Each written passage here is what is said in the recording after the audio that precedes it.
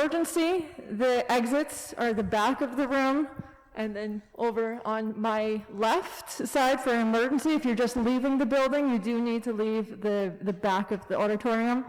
For bathrooms, on my left is the women's room, and on my right is the men's room in the back of the building. We will be calling 5 speakers at a time, so we'll ask the first 5 to stand here, socially distanced by 6 feet, please. Do not touch the microphone. It should be able to pick your voice up. And please do remain masked at all times, even when you're speaking.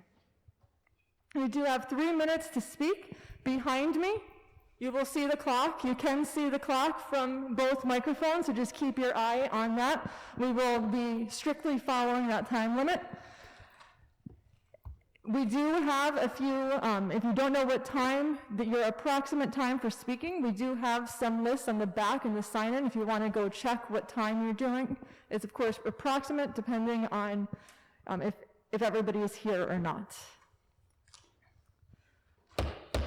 This public hearing has been called by the Common Council of the City of Kingston, New York, in regard to the partial abandonment of Fair Street Extension, and I call the meeting to order at 6:31 on Wednesday, January 12th, 2022. The clerk will announce each speaker. When it is your turn, please state your name and address for our record. If you have not signed up to speak, we will open the floor at the end of the evening. Again, all speakers will have 3 minutes to speak. Please keep an eye on the clock right behind me, and thank you in advance for adhering to the time limit. First 5 speakers, please. Ron Woods, Quentin Johnson, Cheryl Bowers, Kerry Culhane, and Victoria Polidoro.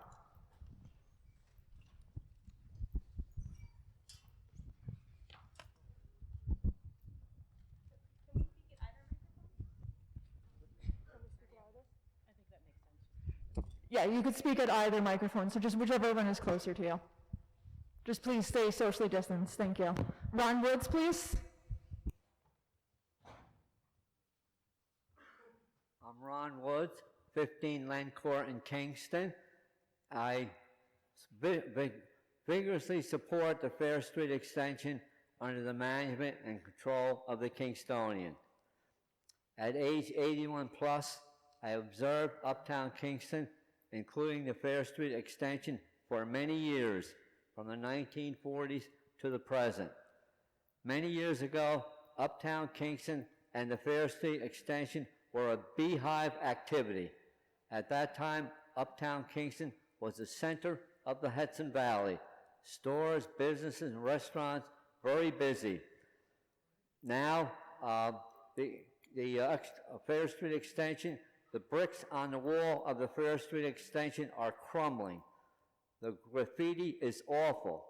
No storefronts for business, and the trees are decaying. The present condition of Fair Street extension is deplorable and woeful. Mr. Flynn of the Friends of Historic Kingston said Uptown Kingston is dead. I have not seen any work completed on Fair Street extension for many years. Under the proposed plan, the city will own the land, but all repairs and maintenance will be completed by the Kingstonian. The modernization on the Fair Street extension will be designed by the Kingstonian. For example, educational kiosks will be installed, tracing the history of the Stockade area, the Senate House, and all the Uptown historical sites. The kiosk of the Stockade area will be wonderful for the children to see, and maybe it can be combined with lessons from the local schools. All the other modernizations for visitors to enjoy will be built by the Kingstonian. I've worked many years with city historian Ed Ford, a wonderful man who passed away a couple of months ago. Brad Jordan, who's a lifelong Kingstonian, is the leader in the Fair Street extension plan. I, as an author of 2 local history books, volunteer chairman of the Kingston Rec Commission for 52 years, 37 years as D Stadium Commissioner. 30 seconds. Yeah. Pardon? You still have 30 seconds, Mr. Woods. Oh, okay. Brad Jordan has spent his life helping underprivileged children. When these low-income children needed help from Brad, he has always been there for them. I strongly support the Fair Street Extension Plan and the Kingstonian. Kingstonian, our home, the gateway to the Catskills, the colonial city, the first capital of New York State. We can make it more modern, and we can retain its historical influence. Thank you. Next. All right. We have about 94 speakers, so I know you're all going to be excited, so if we could refrain from clapping, please. Thank you. Next speaker. Quentin Johnson.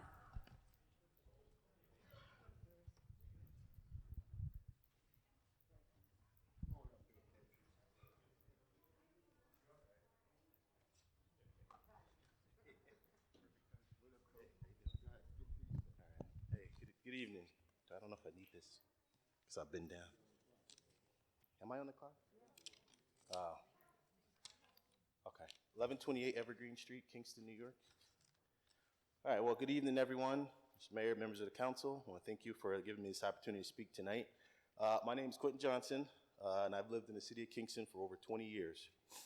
During my time living here, I've gone from being homeless as a kid to being now a homeowner as an adult. All right. While I was growing up, saw many different good and bad things and challenges in the city of Kingston. But because of my positive experiences growing up through the help of many local services such as the Boys and Girls Club, athletics, in the Kingston community, I was able to make it through and be here today. I've dedicated my life to doing the same for others and hopefully helping someone else along the way. Many of the positive experiences I experienced would not have been possible had it not been for the help and support of lifelong Kingston supporters and members such as Brad Jordan, the Jordan family, Herzog Supply Company, John Murphy, many other locals who were directly associated with this Kingston project, who I believe have their thumbs and hearts on the pulse of this city. While I admit I'm not an expert on taxes and pilot agreements, APR, and other such things, I do believe that I am an expert somewhat in the area of pride. And I believe this project will give us, the city of Kingston, something to be proud of for generations to come. The benefits of this project are at zero cost to the taxpayers, will provide public parking, more tax revenue, affordable housing, and will help boost our desperately needed local economy, and will link two important business districts. For all these reasons and many more, I support the partial road closure, and I do hope that this project gets done. And I will continue to be proud to be a part of Kingston, New York, now, in the past, and forever. Thank you very much. Next speaker is Cheryl Bowers. My name is Cheryl Bowers. I live at 170 Alder Drive in St. Remy. I'd like to thank the Kingston Common Council for allowing me the opportunity to speak tonight. And I'll start by saying that I am fully in favor of both the Kingstonian Development Project and the partial street closure. I support the Kingstonian project and the partial street closure for several personal and financial reasons. Firstly, I'd like to speak from a personal perspective. I am the fourth generation of my family who have called Kingston home. My family has worked in the brickyards, the cement mills, the shirt factories, the dress factories, the brush factories, to name a few, hospitals, banks, and public service. We have built our homes, raised our families, and supported our communities. My family represents the backbone and foundation of what Kingston is today. My family is much like the Herzog Jordan families. We care about Kingston, it's our home, and we want to see positive, sustainable growth. On a much more personal note, my dad's an amputee. His only mobility is in a wheelchair. The addition of an ADA-compliant pedestrian bridge, handicapped parking, and public restrooms will give physically challenged people like my dad the opportunity to enjoy shopping and restaurants, both in the Uptown District and the Plaza. Currently, without a public ADA-compliant parking garage, without ADA-compliant public restrooms, and most importantly, an ADA-compliant walk bridge. Getting around between the plaza and uptown is just not an option for my dad and for anybody else who's wheelchair bound. I also work for a business with a location on Schwenk Drive, and I assure you that the proposed road closure will in no way negatively impact the business. Secondly, I'd like to outline the positive economic contributions the Kingstonian Development Project and the partial street closure will have on Kingston. The project will create jobs. It will generate sales tax. And furthermore, the ownership of the road stays with the city of Kingston, but all of the maintenance, security, and repair 30 seconds. costs shift to the developers. And most importantly, the benefits of the Kingstonian will cost the taxpayers nothing, zero. City council members, as community leaders, we must come together tonight to support the Kingstonian project and the partial street closure. This is the growth that respects our rich history and provides a sustainability plan for our families, our businesses, today and deep into the future. Thank you. I'm going to ask the next 5 speakers to be prepared to walk to the microphone. That would be the representative from Langen Engineering, Andrew Lessig, Kathy Meem, Bill Reynolds, and Rohan Johnson. Next speaker is Carrie Calhoun. Thank you. My name is Carrie Culhane. I live in Fort Miller, New York, and I'm an independent architectural historian engaged by William Gottlieb Real Estate to review the proposed designs for the Kingstonian. My comments are grounded in accepted historic preservation practice, and like the entire Kingstonian project, the proposed Fair Street extension abandonment will have a significant, permanent, and irreversible impact on Kingston's historic stockade district. The period of significance for the district extends from the 17th to the mid-20th century, and for nearly 150 years, the Fair Street extension has been part of the stockade street pattern, which contributes to the district's significance. Beneath the street, there are likely archaeological features that would also be impacted. In preservation practice, the historic district is the whole resource, and so an adverse impact on part of a resource impacts the entire resource. In addition to the loss of his significant historic features, there is no contextual precedent in the stockade for a pedestrian plaza of the type proposed. Changing a public vehicular street to a private pedestrian plaza, especially at such a highly visible location, is incompatible with the character of the historic district and would adversely impact its legibility and sense of place. A further impact is detailed in the developer's own traffic study, which predicts a massive increase of traffic on Clinton Avenue.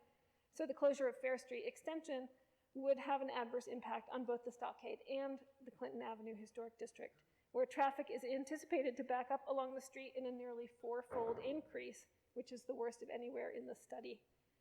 So it's not only my professional opinion that the abandonment will have an adverse impact, but it has been a consistent finding of the New York State Office for Historic Preservation, which was party to the seeker action.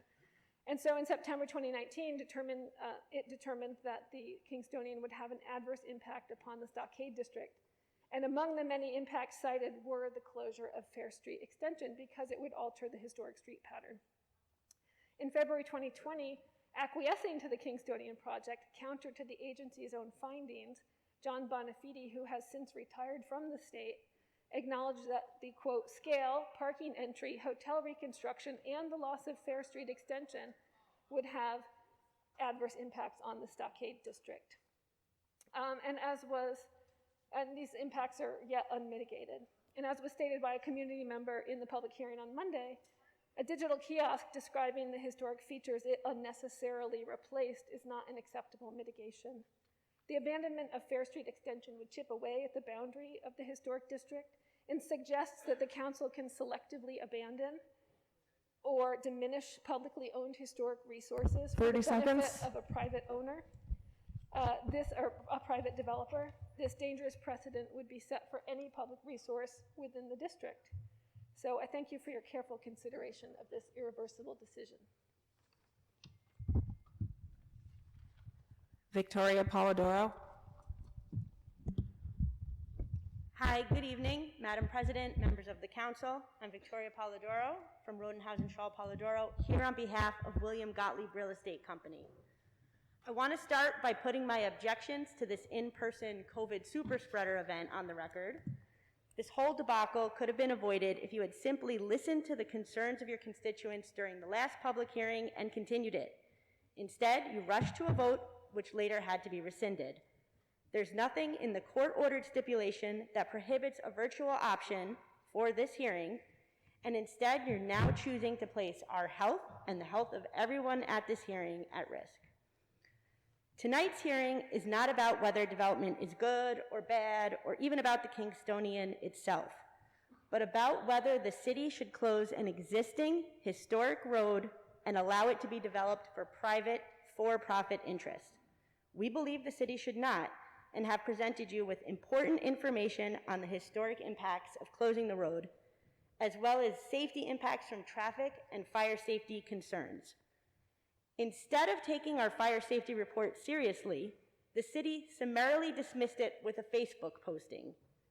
This is a great example of the level of scrutiny that the city has given to every potential impact we've raised. None. There are also no plans for what happens once Fair Street Extension is discontinued. When will this closure take effect?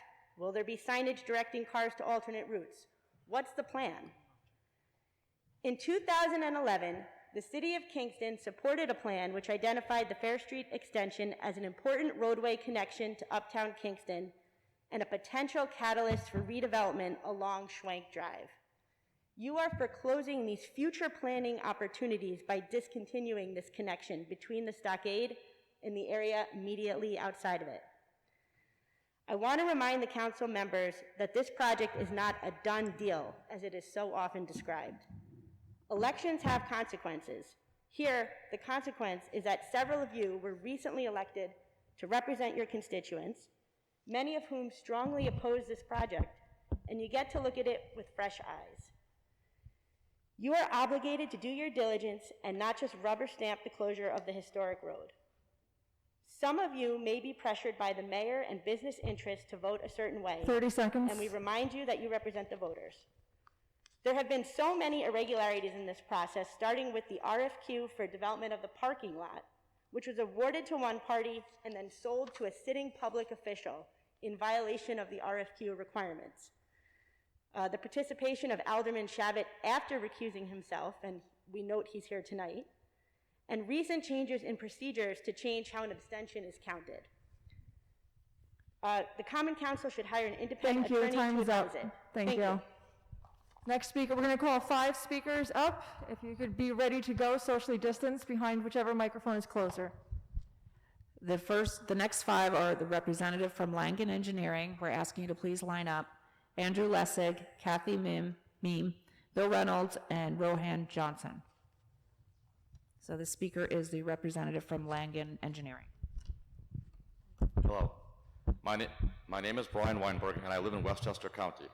I was involved with preparing a peer review study of the Kingstonian Development Traffic Impact Study, also called a TIS, which included a study of the closure of Fair Street Extension. The following are some of the findings from my peer review study. The first concerns the peak hours of analysis. The TIS only looked at one peak hour, while you would typically study at least 2 peak hours, which would be both the AM and PM peak hours, per standard sources such as the Institute of Transportation Engineers. The second finding was about the study area that was selected for the TIS. With Fair Street Extension closed, the TIS diverted traffic to other street corridors. Along several corridors hosting potentially significant volumes of diverted traffic, key intersections were left out of the study area, and thus intersection capacity analysis was not completed. These included intersections along Green Street, John Street, and Clinton Street that would see between approximately 35 and 100 additional vehicle trips per hour. The third finding concerns missing critical links. The TIS also left out assessments of critical links such as Frog Alley and North Front Street. There would be a substantial number of diverted vehicles that would turn left from Schwenk Drive onto Frog Alley.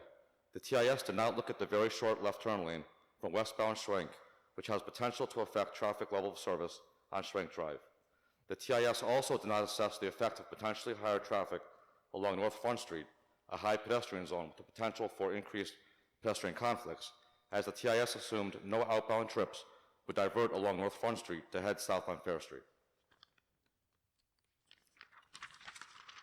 fourth finding concerns the fire station. There's a fire station on Frog Alley. The high volume of additional traffic on Frog Alley from the diversion could affect fire station operations, and the fire station operations could cause delays to larger numbers of vehicles along this diversion route. The fifth finding concerns pedestrian diversions. During construction of the project, with Fair Street Extension closed, pedestrians would have to travel a longer way to get between Schwenk Drive and North Front Street, which could be difficult due to sidewalk conditions and blockages. In summary, my peer review study identified multiple potential issues related to the proposed closure of Fair Street Extension that were not addressed in the Kingstonian Traffic Impact Study. Thank you. Thank you. Andrew Lessig. Good evening, members of the council. Andrew Lessig of Lewis & Greer, a law firm in Poughkeepsie, also here on behalf of William Gottlieb Realty. I'm here tonight to respond to the mayor's letter sent to the council yesterday regarding the subject of tonight's hearing, which was also on the front page of the Freeman this morning. I only have 3 minutes, but I'll try to cover as much as I can.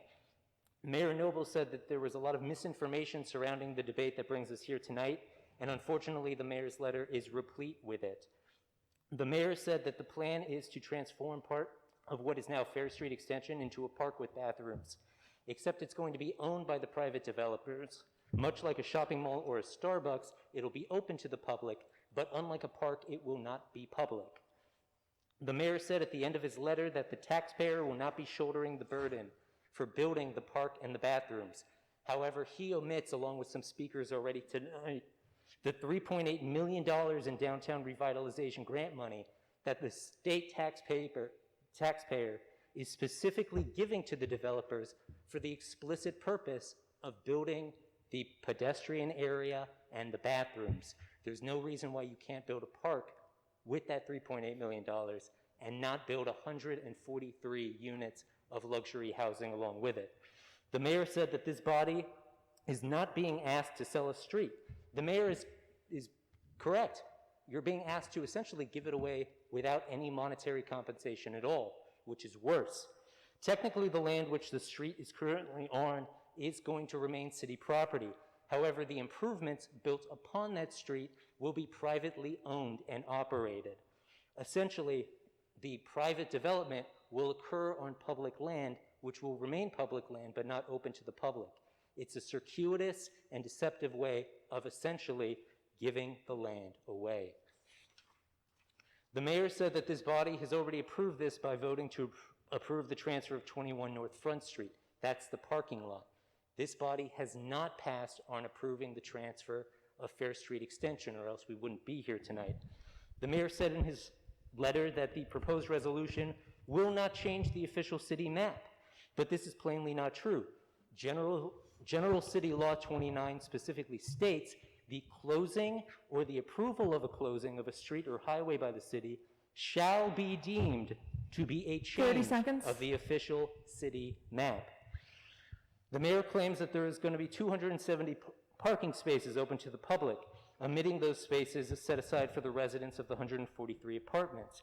The developers admit, and the mayor confirms in his letter, that this is only going to be possible if every single apartment is allotted a single parking space, despite the fact that some will be 2 or even 3 bedrooms. It's unbelievable, and I thank the Common Council for its time. Thank you. Time's up. Kathy Meem. Good evening, everyone, and thank you for having this public hearing.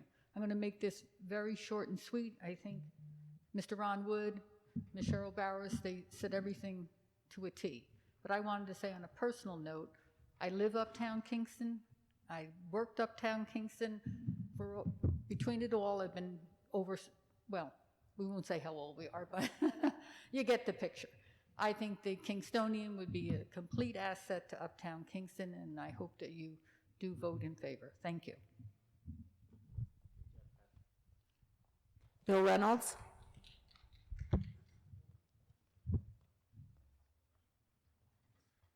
President Schott, honorable members of the Common Council, my name is Bill Reynolds. I reside at 605 Kierstead Avenue, Kingston, New York.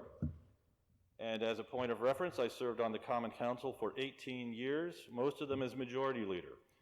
During that time, I introduced and carried legislation together with my then colleague Chris Gagne, which allowed for the adaptive reuse of Midtown Mill buildings and spaces above business locations in Kingston's Stockade District for use as living spaces. The point behind this was to encourage more people to live in Kingston and do business here, and just as importantly, to make Kingston once again a walkable city. The Stockade District is more than 3.5 centuries old. During most of its life, people walked through town. They lived where they worked and where they shopped. That is precisely what the Kingstonian Project aims to accomplish, giving people the opportunity to walk from their home and patronize such businesses as Boydson's, Bop de Dottom, The Market Basket, Hoffman House, Front Street Tavern, Stella's, Le Canard, Nico's Edric's Pharmacy, Dysing's, just to name a few that make the Uptown Stockade District so unique. The project sponsors made it clear from the very beginning that they will need the city to, quote, partially abandon Fair Street to make this project a reality. To be clear, the Fair Street Hill will still be owned by the city. The term partial abandonment simply means that the developers will be responsible for maintaining the street moving forward and will be responsible for paying for this maintenance. This is not unprecedented in the city of Kingston. I am aware there is opposition to the abandonment of the Fair Street Hill, an opposition funded by a wealthy individual from New York City, and mind you, I have many friends from the city who have made Kingston their home, and I'm very glad they're here. But I'm also aware that there are some folks who believe when considering Kingston's future, it should be their way or the highway. And often such folk have skin in the game. One developer who sits on many properties in Uptown Kingston, properties that are undeveloped, has been stymieing this project in court, encouraging naysayers and buying full-page ads to fool the people. One particular scare tactic alleges that abandoning the street would be a threat to fire safety. This is in spite of the fact that Frog Alley Fire Station is just 2 blocks away. The fire official cited in one ad is someone I've never heard of, nor does it say that the Kingston Fire Department is worried about the street's closure.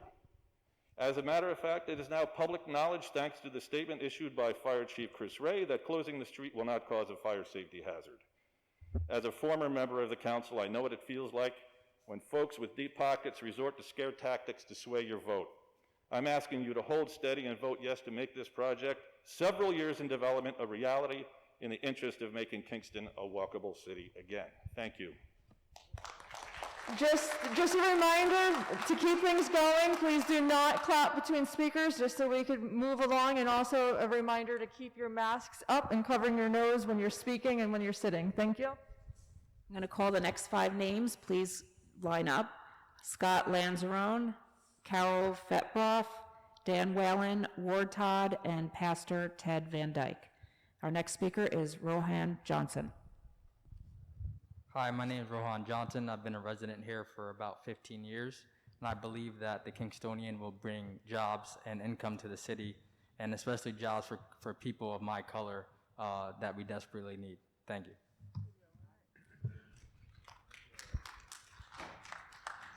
Scott Lanzarone, please give your address when you state your name. Thank you. Yeah, thanks. Scott Lanzarone, thank you very much for the opportunity to speak tonight. Speaking of addresses, I live at 181 Wall Street. I walked here. This is where I vote, right in the adjoining gym. And how nice it is to walk. You know, having that ability to do so, and I think this project will certainly aid in making the city of Kingston much more walkable. I look forward to being able to walk more in Uptown, and the partial abandonment of the Fair Street extension will certainly aid in that. So thank you very much. Thank you. Carol Fetbroff. Good evening. This is my opinion. Please state your address. 43 Catskill Avenue, Kingston. I'm not used to this. 43 Catskill Avenue, Kingston. This is my opinion. I have been a resident of Kingston for over 28 years, more than half my life, but have been in Ulster County for over 40 years. When I was a young girl, coming to Uptown Kingston was a trip and a treat. the parking garage, the glass menage, the old Dutch church. It was so enjoyable to visit. I support the Kingstonian project and the closing of Fair Street Extension. Kingston was the first capital of New York State, but you wouldn't know it by driving around. The Kingstonian would be the part of the vamping the city of Kingston needs. The owners of Herzog are not only locals, they are part of the community that supports the community. I ask if this is known by everyone. It's the truth. There are many businesses that do not even give back to the community. When another person or entity buys property in our area to live or start businesses, I would hope that they would want to be part of the community and help with building apartment complexes at affordable rates for most of the current residents' income median. Kingston is not Manhattan or any of the 4 boroughs. There will be more tourism, businesses, residents, jobs, and the need for housing. I say let Herzog's revamp Uptown Kingston with the Kingstonian project, closing Fair Street Extension, and watch the first capital of New York grow to be one of the best places to live in New York State. Thank you. Next speaker is Dan Whalen. Good evening, everyone. My name is Dan Whalen. I live 23 Sherwood Place, Saugerties, New York. I'm here to speak tonight in favor of the Kingstonian. I want to go on record as saying, as myself and probably over 95% of the people in this room tonight, I do not have a degree in economic planning, urban development, and planning. Just an opinion of someone who was born and raised in Kingston, and appreciate you guys all taking the time to hear everyone's opinion, no matter where it is. I'm in support for a couple reasons. First of all, as I said, I'm currently a resident of Saugerties, and I spent some of my teen years and 20 years in Saugerties, and I saw the development in the way that Main Street and Partition grew when Diamond Mills and Hits was put into that town. It created jobs. It built businesses up to create more jobs within already existing jobs. With that said, because of that building being there and the person behind it, a community-driven person, they supply us with our Thanksgiving dinners for all our Boys and Girls Clubs families in both Kingston and Saugerties. These are opportunities that open up when people who care about the community have opportunities to build business in the community. I see that same opportunity here. On a personal note, I'll say that I moved away for about 8 to 10 years in that frame and was fortunate, and I'm blessed to be able to be director of the Boys and Girls Clubs in both Kingston and Saugerties. And I was able to move home and rekindle with people, family that I grew up with. A lot of them I'm seeing in my eyes right now. I'm happy to say I'm getting married March 5th to someone who was in the same boat, who lived in Massachusetts, but the only reason she was able to move home was because Diamond Mills was open and was hiring. These are opportunities we need for our youth and our young people to make sure that they can stay around and be around the families that we can grow up with. And we can keep our people, our community together and grow together into the future. Secondly, I have to say that as director of the Boys and Girls Club, the Jordan family is one of the developers behind this is extremely supportive of this community. Brad Jordan serves on our board, and when I say as a board member, I know a lot of people have board members who have their name on a list or just support financially. That's not what this family does. I talk to this family once a week about how to build up opportunities for kids, how to build the club and the community in general. Again, I'm not speaking from someone with a degree in urban planning, but I have 100% full trust in the heart and intention of the people behind this project. 30 seconds. Thank you. Opposed to some other projects that happen, there's a lot of buildings being brought up, a lot of change in Kingston, which isn't getting paid attention to. I do thank this council, this committee, for paying attention and make this. I know this has been an arduous process, and it should be. And I thank you for paying attention. And I hope that you take some of my thoughts and opinions on the effect of this community and the people who grew up in it. Thank you. Ward Todd. Hi, good evening. My name is Ward Todd. I'm president of the Ulster County Regional Chamber of Commerce, 214 Fair Street, Kingston. I'd like to thank members of the City Council for this chance to speak in favor of the partial abandonment of Fair Street Extension. Before I begin, I'd like to thank the mayor of the city of Kingston for clarifying a number of items this week, including the fact that this resolution does not transfer Fair Street Extension into private hands. Fair Street Extension will still belong to the city of Kingston, and I think that was a large misconception. So what you're being asked to do is to allow local residents and tourists alike the opportunity to use Fair Street Extension as a public plaza and a gathering space, a respite, if you will, in the middle of the hustle and bustle of uptown Kingston.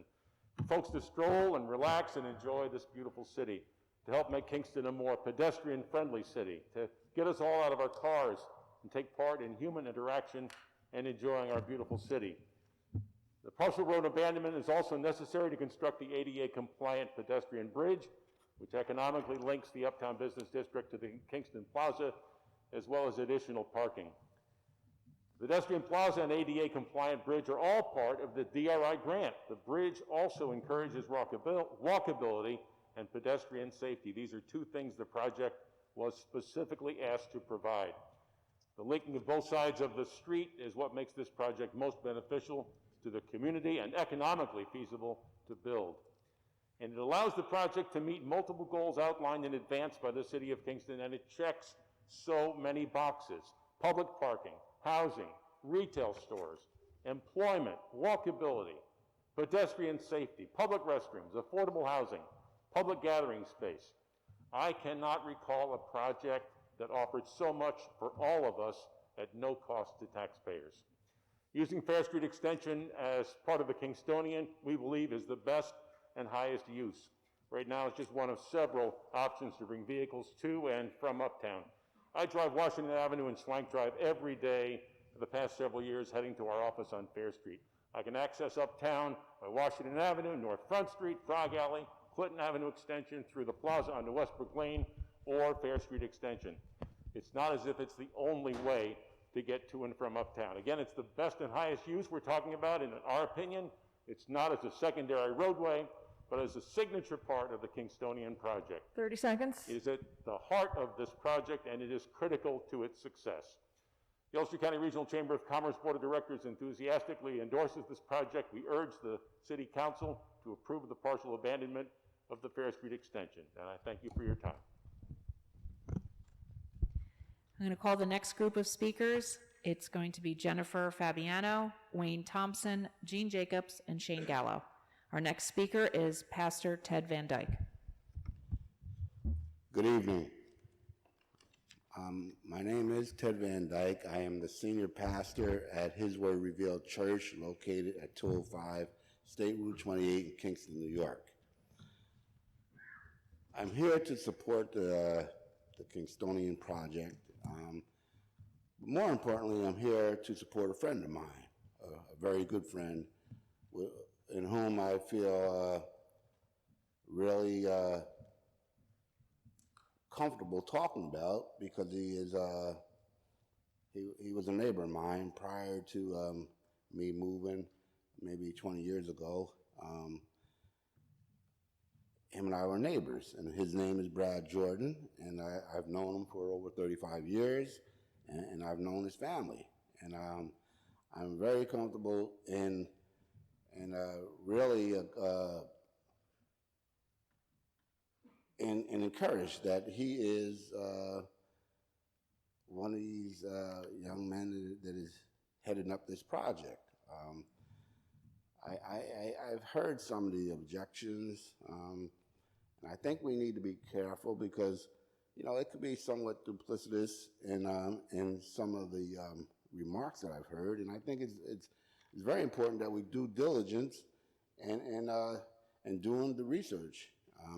I think a lot of the comments and a lot of the questions that have been asked could be answered simply by communication. And, so Brad and I have had a relationship for over 35 years. He is a man that I greatly respect. Years ago, I'm also the former head basketball coach at John A. Coleman High School, as well as the head basketball coach at Ulster County Community College. And years ago, Brad helped me bring a kid from the Cameroons, Africa, here, and he opened his house to them. And he went far above and beyond my expectations of helping this young man get a 4-year degree at Boston University, and brought him to his home and treated him like a member of his 30 seconds. His own family. So I'm here just to say, you know, I feel comfortable with the council members that were elected. Some of them I know personally through family and friends, and I think they're up to the task of making hard decisions, and I think we ought to trust them, and that's what they signed up for. Thank you. Time's up. Thank you. So, thank you very much. Jennifer Fabiano.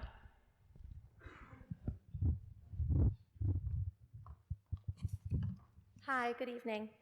Thank you for providing me the opportunity to speak today and voice my opinion and position on the Kingstonian project. I'm strongly in favor of the Kingstonian development project and the partial street closure. I would like to briefly state why I'm in favor of the project, both from an economic standpoint and personally. Economically, the Kingstonian brings many benefits to our community at zero cost to the taxpayers. The project offers a public parking garage, more tax revenue, affordable housing, public restrooms, new housing stock, over 300 new daily consumers to the Uptown District, construction jobs, increased sales tax, tourism, ADA-compliant pedestrian access to the business district, and as you can see, numerous other benefits. When I look at the Kingstonian project, I see a project that is needed in our community and has been for many years.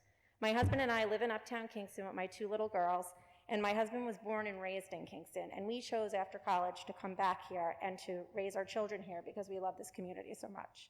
But upgrades and growth are imperative. We need projects like this to come to fruition for our children future, so they don't need to move away to have opportunity and success.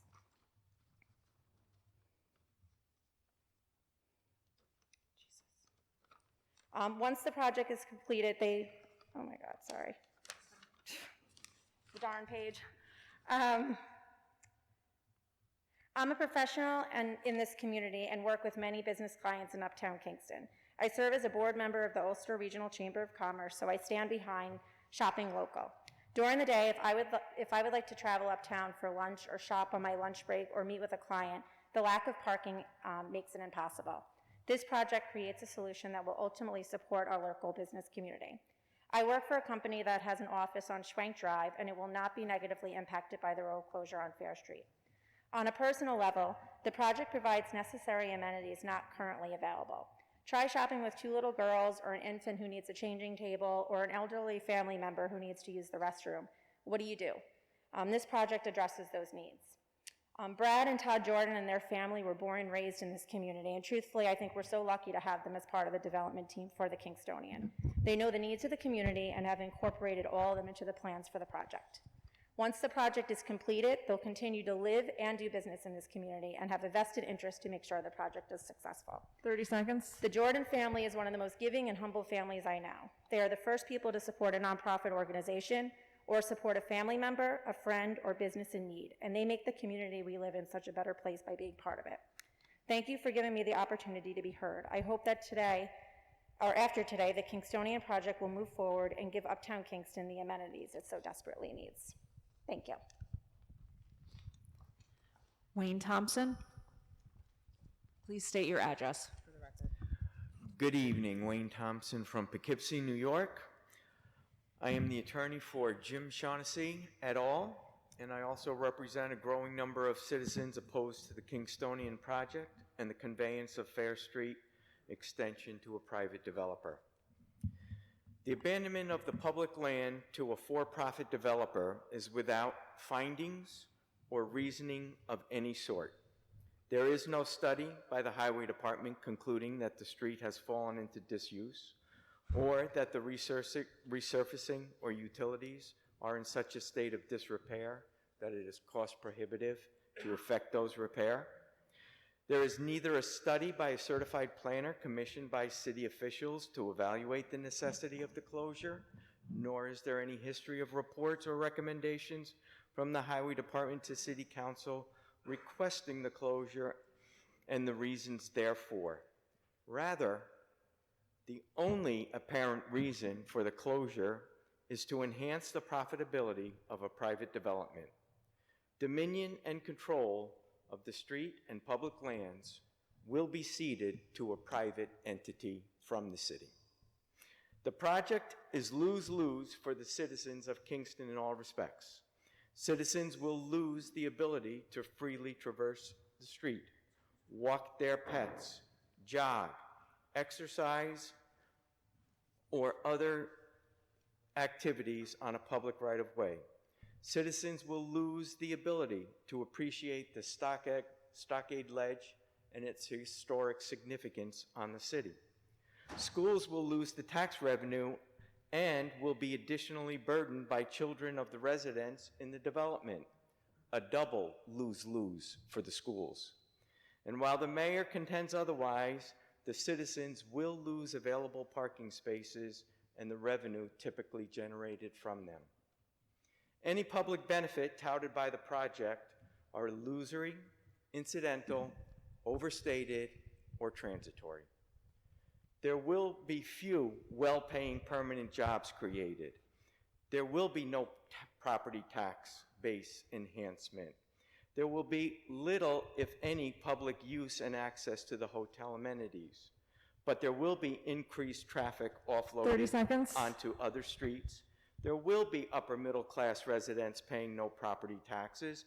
There will be financial burdens placed on schools and businesses to make up for the revenue loss.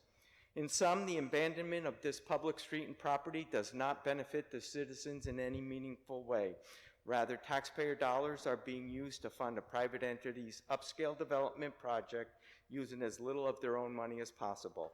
As such, the council must vote not to approve the abandonment. Time's up, thank you. Thank you.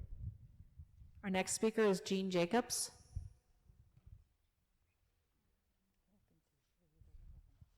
Shane Gallo.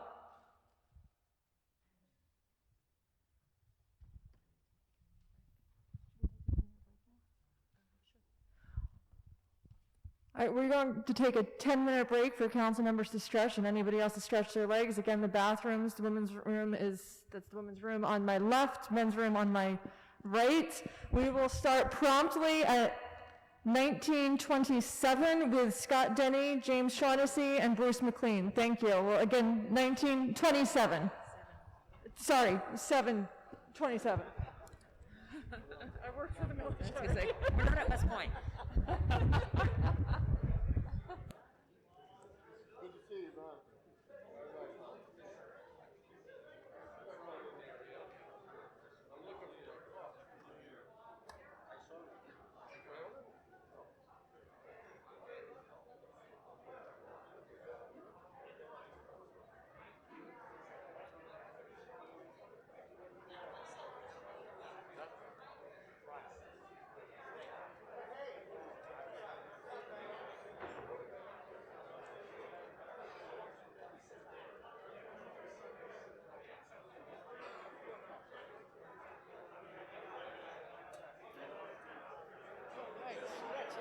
Hey, elementary kids.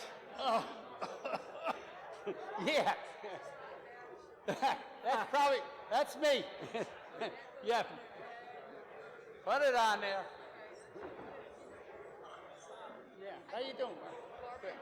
My brother Jen, and this is Phil Carney. Hey, that's me. We're helping you elected Alderman. That's what we need, man. We need a redhead on the council. New guy lives up on Forest Hill Drive and up by Skytop. Yeah. There's generators. Oh, yeah? No. You know Romero? Oh, he's an Oh, Ahab. Yeah. I know who you're talking about. Yeah. Hey, you hear the boat, man? Yeah. No, I own A-Race down on Broadway. A-Race Electric. You know where A-Race Electric is on Broadway? Yeah, that's me. That's what I own. Been there like too many years. Yeah. That's what I'm thinking. I think it's time to, You hear the boat, brother? Run for government. Never-ending talking, man. what is your position? Absolutely. You're uptown. What is your Right now, I'm so sick of these people coming from out of town like the vendors and paying all these people to be surveys. Right. Yes. Like the Jewish guy that come up here, he's being I've paid by had that. some of the feelings over the years here and there. I Right. know. To me, I think it's so Distortion. far the All voters distortion. have all been yes. Right. So, I mean, if there's somebody in my ward, and I Tell you no. well, what I did was, That's a very good, sensible way. in a few days, I have my damn walk. Oh, you know what I want is your phone number. Because I have your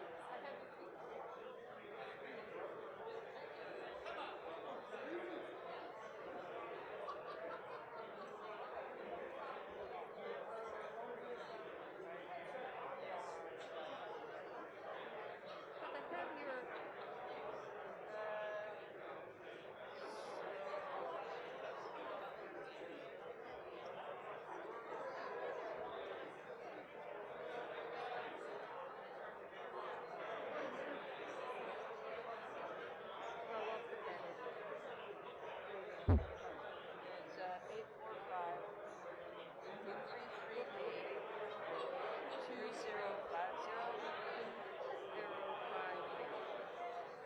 845-338-2050. Yeah, don't choose the number. I know. I think I grew up here since the beginning of time. Well, it's true though, because you think when someone gives you a number that doesn't have 845, you think, what the heck is that? I know, I just kept hoarding it. We moved up here 30 years ago. Right. I couldn't believe it. I kept being able to hoard it, and it's very close to health wise. Oh. Anyhow. Well, thank you very much. Well, I'm glad that you're positive. I think there's going to be. But I meant to ask Carl. People are going to be very surprised. But, you know, there were people in the audience. You know, like friends. Right. Oh, yes, but this is, this will be a breath of air. It will be so nice for us, Kingston. I just gotta do it the way you're saying. That's my bottom line. Because your gang is, your ward is full-time Kingston. Well, only part of it. No kidding. I was so glad when you beat Steve. Oh, he was. Hey, Jewel. Hey, Barb, I'm Julie Provenzano. Oh, hey. I spoke with you. How are you? Yeah, yesterday, right? Yeah. Are you a natural redhead or you? Well, I am. I get a little bit of help here, but you know. Yeah, me too. Hey, Mama. How you doing? She was red for a long time too. Yes, I was. Hey, Kathy, how are you? Good. Are you gonna speak? I am, but I'm at the end of the pile. Somebody needs to adjust these higher, because everybody's going like this. Are you a professional? No, but I can sure guess. That's going to help a lot right there.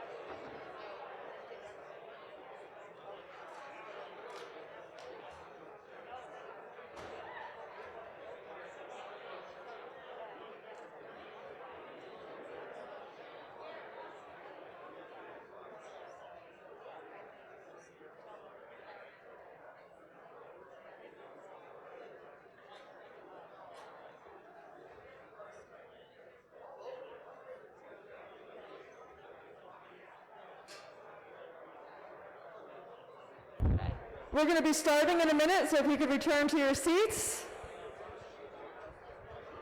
Council members, if you could return to your seats as well. We're going to be starting in 1 minute.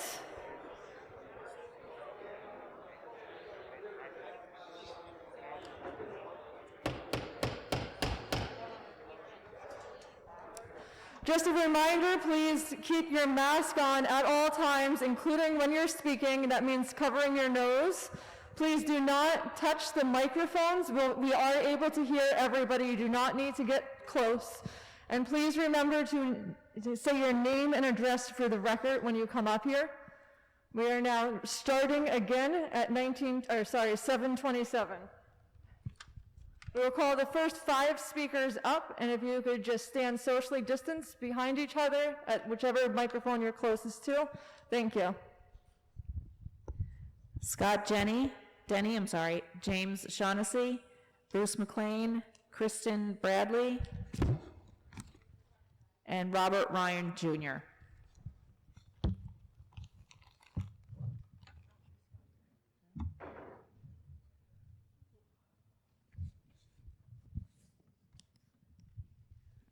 Scott Denny. No? Okay, we'll start with James Shaughnessy.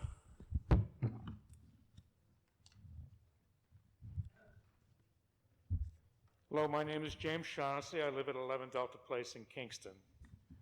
Let's be honest. While the particular topic of this evening's hearing is the abandonment of Fair Street Extension, the real issue is the Kingstonian project and the outsized private benefit going to the developers, which overwhelms the public benefit to the rest of us. I want to talk about the pilot agreement. There are very technical reasons why pilot abatements have a large negative impact on school district finances. It is far too complicated to explain in 3 minutes. I will submit written comment on that matter. But we all should agree that educating our children is an obligation that should have a very big priority for all of us. In New York State, it is primarily paid for by property taxes, which people pay either directly through home ownership or through a portion of their rental payments. The Kingstonian project proposes a property tax abatement of approximately 90% for 25 years. This means the 129 market rate renters living in the Kingstonian, who will be paying among the highest rents in the Kingston City School District, will be making only a 10% contribution to educating our students compared to their neighbors. To put numbers to these percentages, instead of $19,250,000 in school taxes paid over 25 years, perhaps $1,795,000 of total pilot payments would be allocated to the school district. Many of you know that I am president of the Board of Education. By board policy, I'm also the spokesperson for the board. The board voted against the pilot proposal on December 2nd, 2020, by a vote of 6-3. While the comments above are my personal view, they also reflect the view of the Board of Education as expressed by that vote. Thank you. Bruce McLean. Kristen Bradley. Good evening. My name is Kristen Bradley, 3 Lazy Brook Lane, Woodstock, New York. I support the Kingstonian project, and I support the partial abandonment of the Fair Street extension between North Front Street and Schwenk Drive. I was born in Kingston. I went to Kingston High School. I own property in Kingston, and I work on Schwenk Drive in Kingston. This project has been scrutinized, examined, studied, and judged over the past several years, and the developers still remain enthusiastic, and the benefits to our community continue to mount, such as public parking, housing, pedestrian safety, ADA compliance, and the joining of 2 business districts. This project is good for our neighborhood, it is good for our city, and it is good for our visitors. It should move forward. I support the partial street closure, and I support the Kingstonian Development Project. Thank you.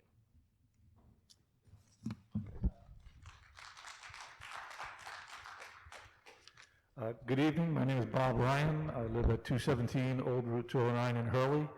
I'm a City of Kingston property owner, City of Kingston business owner, both of which are right adjacent to this project.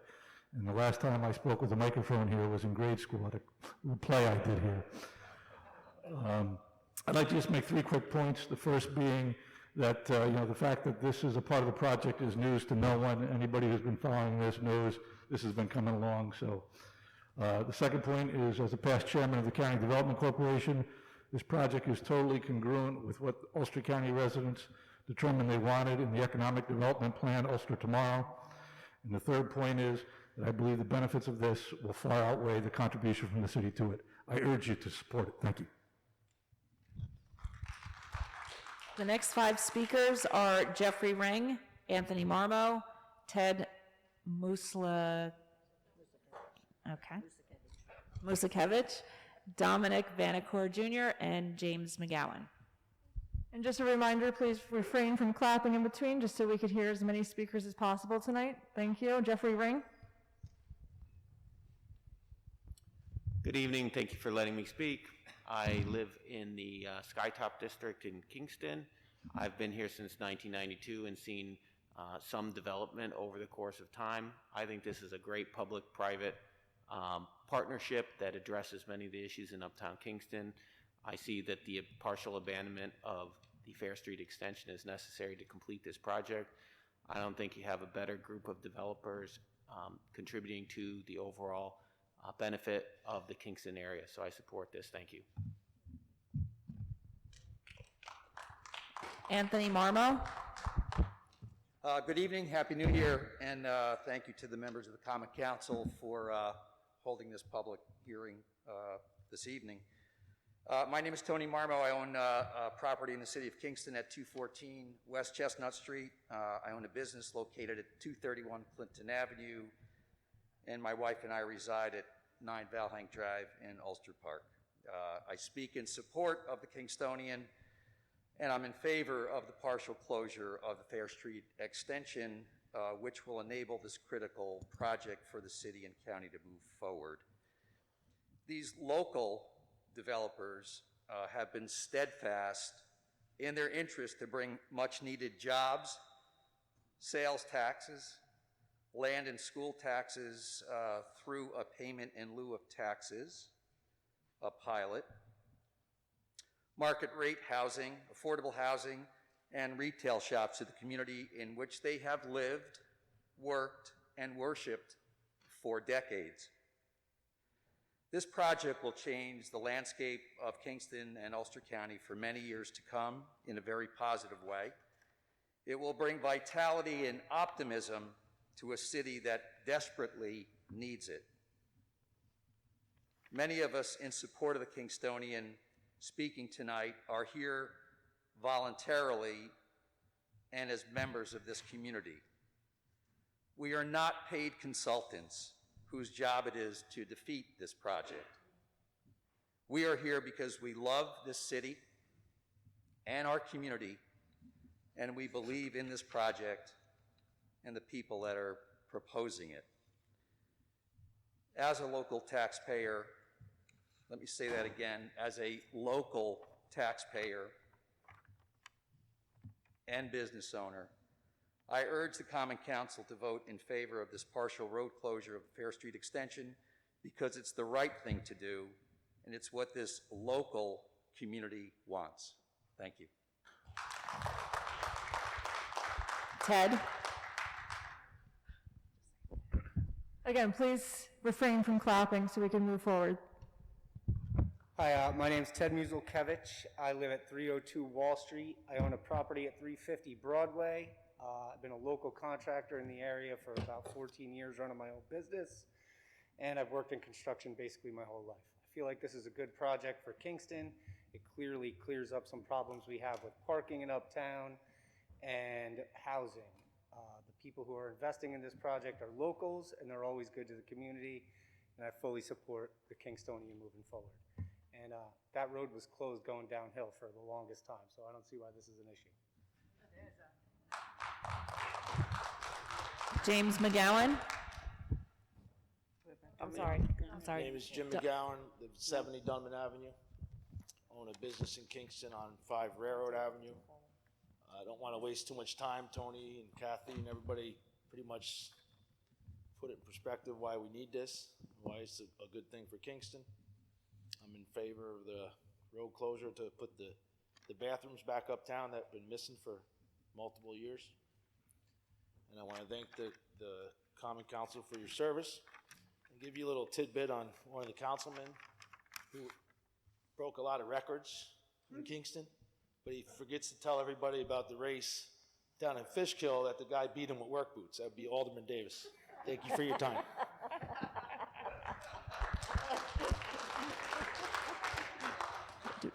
Dominic Vanacore Jr.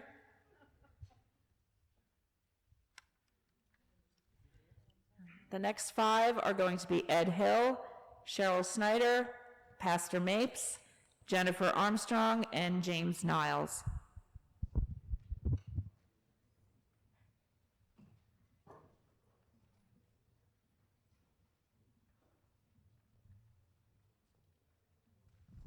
Ed Hill.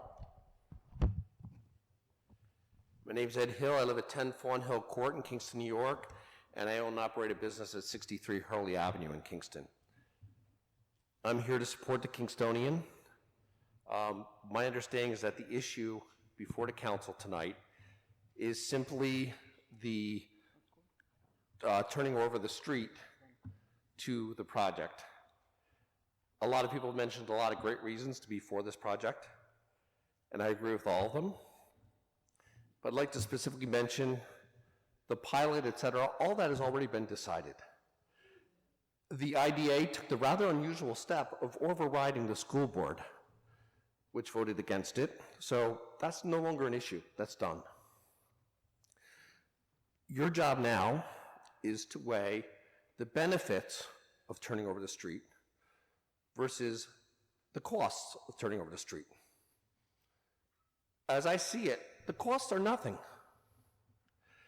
I know everybody's trying to introduce controversy and say there's a problem with the fire, etc. Your own fire chief, the guy you employ to cover this, does not agree with that. You stated very clearly that there's no problem. So I don't see what the holdup is. It's pretty obvious everybody's in favor of it. It's pretty obvious that Kingston gets tremendous benefits. They get parking, they get development, they get an increased tax base, they get more housing, everything we need. So I'm really perplexed as to why there's even a question. Thank you. Cheryl Snyder. Good evening. This is not my first time in front of the Common Council. It is probably known to all of you that I oppose the abandonment, the so-called abandonment of Fair Street extension. I can talk lots of facts and figures. I've heard a lot of lying talking points. Conservative estimates show that the investors and developers putting $6 million in after 10 years can walk away tax-free with at least $100 million pure profit. Independent analysis of the parking spaces, yes, independent analysis of the parking spaces, if you didn't give variances and you allocate it based upon the city's own ordinances, there would be minus 17 parking spaces from what we have now. Okay, my main comments. I live on land that 400 years ago was sustainably inhabited, hunted and farmed by the Esopus people. Henry Hudson first met them on his exploratory journey up the world-renowned river that now bears that name.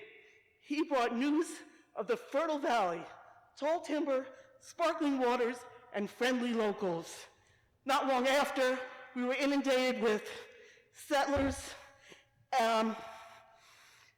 who took lands and wanted what wasn't rightfully theirs.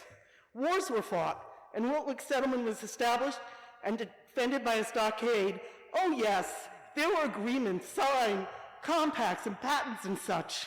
Yet the indigenous folk were deceived and essentially robbed of their lands. Fast forward today. We, or our foreparents, came here for many reasons, yet mostly to seek a better quality of life. And many of us were able to create that. We had a great thing going, some of us for generations. But that, my friends, has ended, unless you were the landed, wealthy gentry. We are now living in the midst of the second resettlement of Kingston. This time, to hell with you. This time, the colonists are very wealthy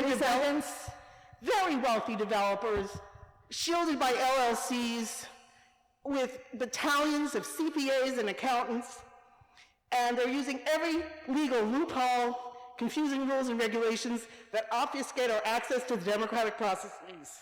Sadly, they are aided and abetted by a small handful of morally challenged electeds and those who serve the few.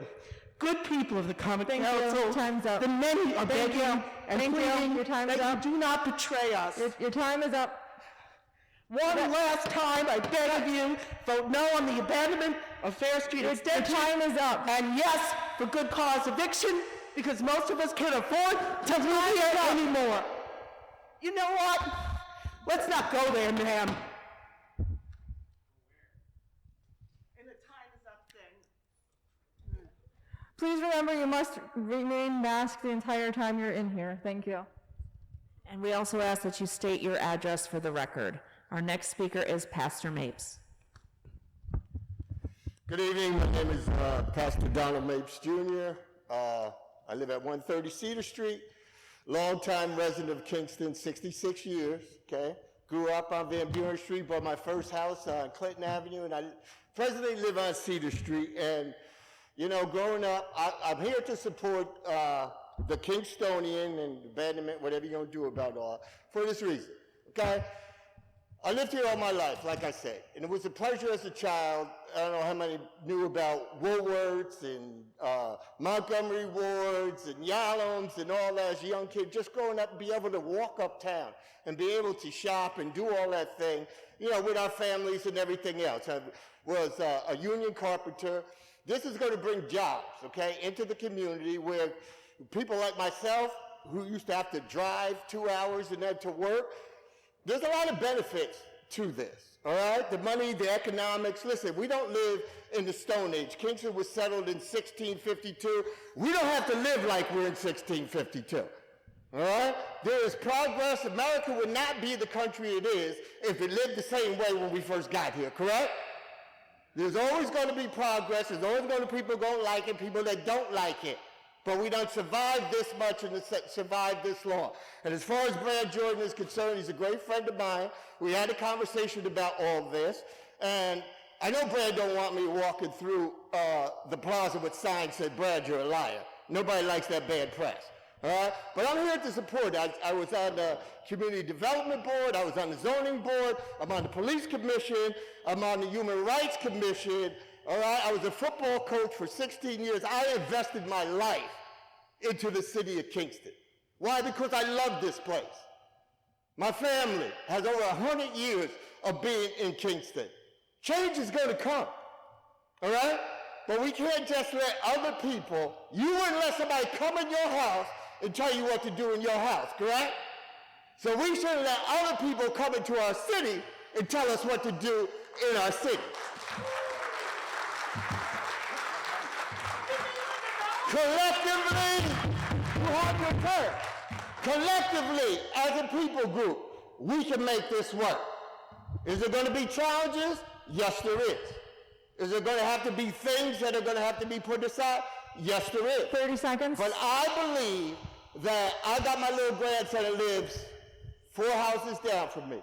It'll be a pleasure one day to walk up to the pedestrian plaza, have a slice of pizza, whatever we're going to do, and let Grandpa tell him about all the great things about this city and the reason why I stayed here. I could have lived anywhere, but I chose to live here because I love this place. And that's all. If you love Kingston, let's love it all together.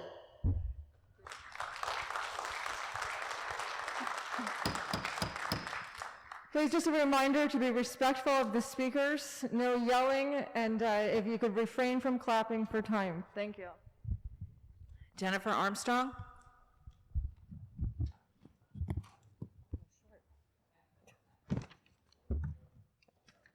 As I previously disclosed, I'm an employee of Langen Engineering, a consulting firm that provides services for several properties on behalf of William Gottlieb Real Estate and that prepared the traffic review memo for the council in relation to Fair Street Extension.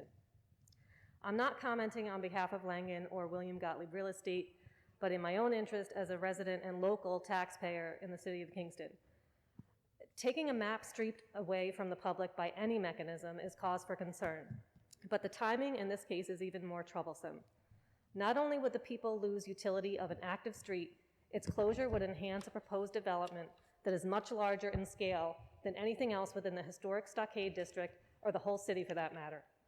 Meanwhile, Kingston has invested $500,000 of taxpayer money for the comprehensive code-based zoning for the whole city.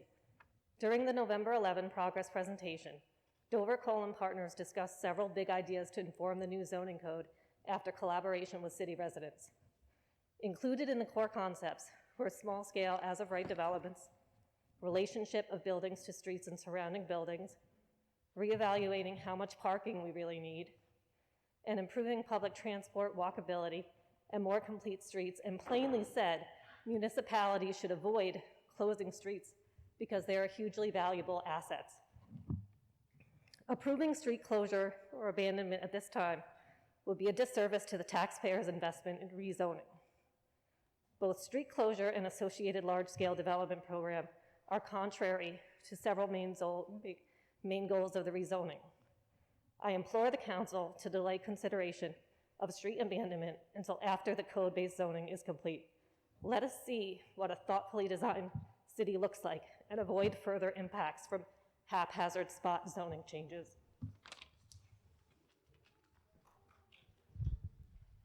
The next five after the next speaker is going to be Joseph Deegan, Joe Begans, John Perry, Patty Hines, Brenda Niles, and Tamika Dunkley. Our next speaker is James Niles. Good evening, Council.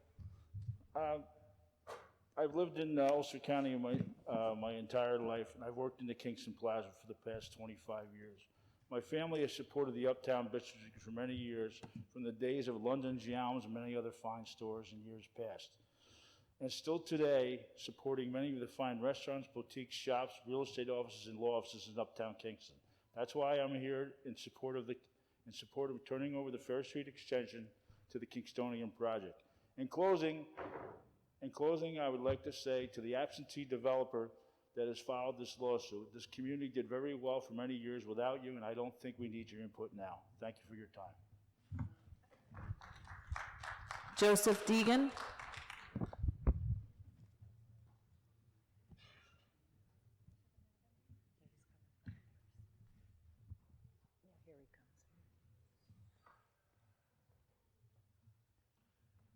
Good evening, and thank you for having this format this evening on behalf of the residents of the city of Kingston. I am here to speak strongly in favor of the transfer of the Fair Street Extension parcel to the developers for their proposed development use.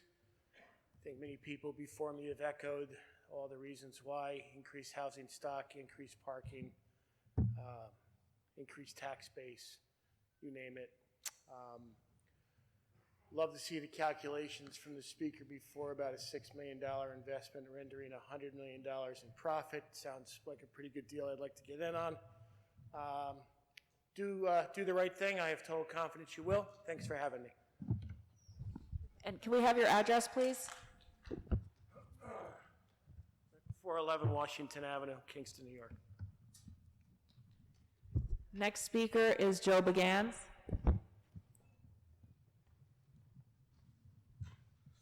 Joe Begans, 456 Broadway. 2001, I opened a small sandwich shop on Manor Avenue called Joe B's.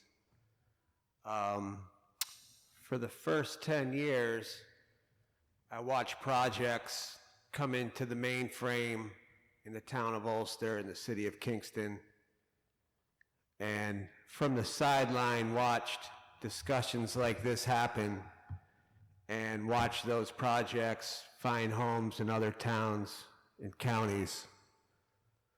About 10 years ago, things started getting a little bit exciting around here when Joe Positive started the O Positive Festival. It started bringing up artists from Brooklyn and folks that had a more wide view of life. They discovered the Catskills. They discovered our small, beautiful town with this historic value and these great buildings and these great parks, and it's convenient to the river. And slowly they moved up over the past 10 years, and now we have our downtown Broadway storefronts are full. Our uptown storefronts are trying to be full. There's new people coming in all the time. There's people coming for destination weddings. There's people coming up here just to hike. There's people coming up here to visit their friends and family that have moved up here from the city. From the looks of this project, again, from the sidelines, I was watching this happen, and then over the past couple months, again, started banging my head on the wall saying, why isn't this happening? If you go to any city where tourists go, there's basically a pedestrian park there of some sort, and it's a great place to gather, and there's usually live music and some kiosks, and it's a lot of energy there. And people meet there, and they'll have their coffee there, and they'll chat it up. And from what I see, this is something that is going to be in the place of the Fair Street extension. Public bathroom, extra parking, a lively area. As a small business owner... 30 seconds. Thank you. We're always looking for extra customers to keep our businesses alive so we can plan. Adding 200, 300, 400, 500 extra people uptown, I don't understand why the uptown folks aren't jumping up and down. Thank you. John Perry.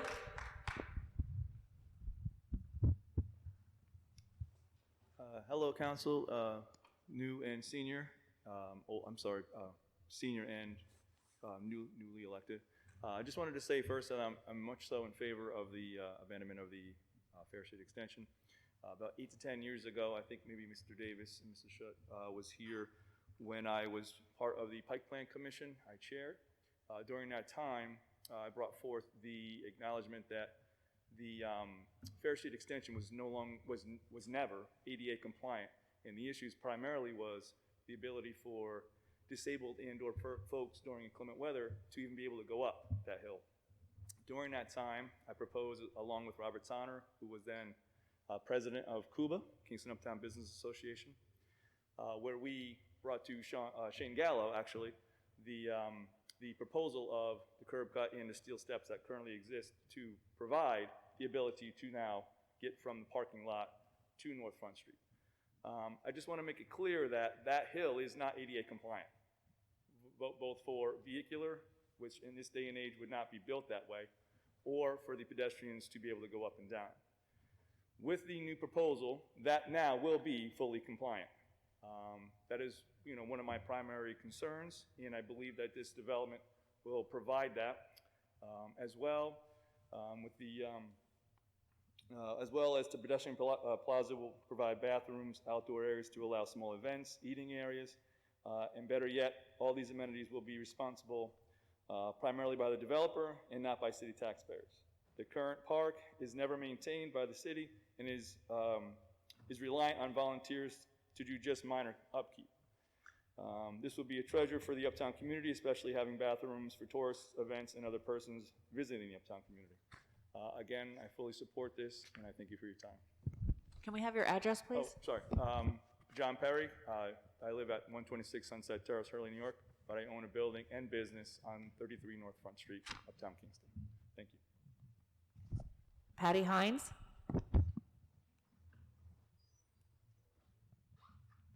Hi, my name's Patty Hines, 19 Eastern Parkway, Sorgeties. I'm a business owner for Fezione Painting. I'm a union contractor. My local 155 is in the back. First, I'm here for a personal professional. I've known the Jordans all my life. They help kids, adult programs with that needed their support of tournaments, sponsor fees. They were right there, never said no. It was always what you need. They gave and gave, still are giving. They're family owned, not a corporation. I feel you should listen to the people who are in favor of this, that live here all their lives, and not people who just moved here out of town. And yes, everyone has a right to their opinion, but we live here and we know. What they're doing here is the most amazing project that Uptown Kingston needs. Parking free, maintaining the roads, safe walkways, jobs, hotel, restrooms, and public gatherings.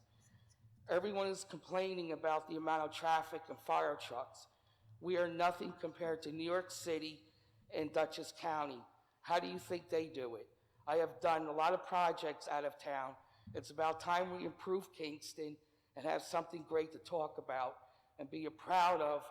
I'm not looking forward to being part of this. I'm looking forward to being part of this project that are going on. Whoops. Also, a lot of the GCs I work for, like kids like the Westchester Medical, they're all bringing subs, and everybody else from out of town. They'll keep the contractors local. It will help them out as a business owner, and instead of giving the out to the other community. City people are already coming here. We already have great restaurants. Let's give them more business and keep our sales tax here. Let's get the city booming.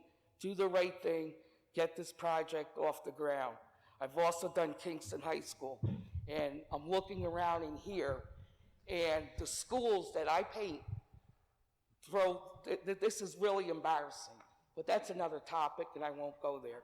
Thank you for your time, and I'm supporting all the Jordans.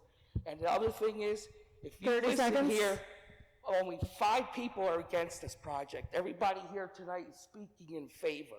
So do the right thing. Make Kingston have a name and stop looking like a dump. Thank you. Brenda Niles? Hi, everyone.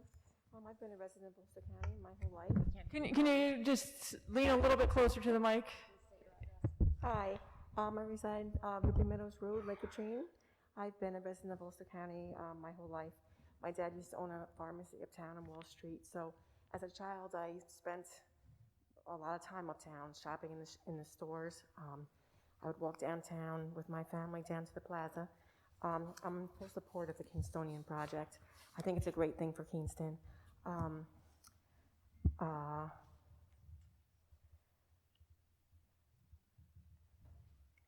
I think the pedestrian walkway is a great thing for the citizens to have a safe place to walk up and down. And that's about it. Thank you so much. Tamika Dunkley?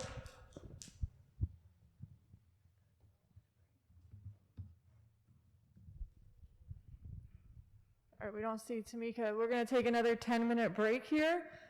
We will come back with Harry Waltman, Paul Gallo, Karen Ayden, and Heidi Kirschner. So we will begin promptly at 8:10.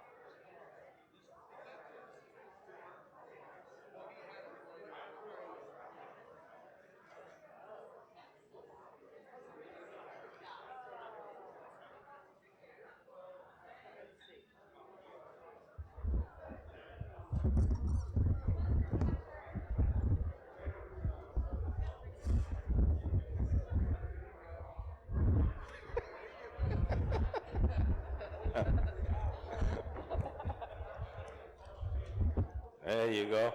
Now I'm talking now.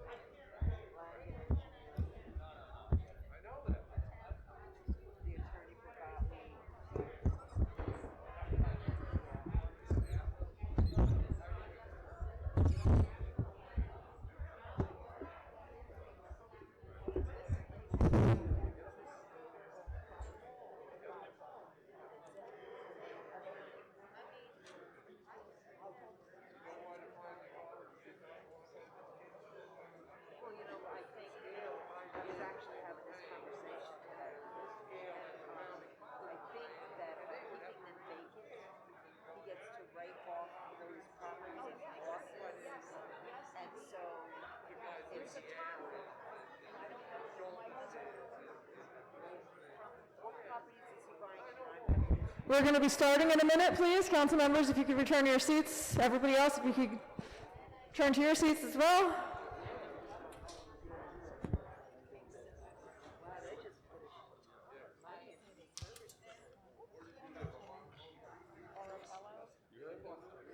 Arapella?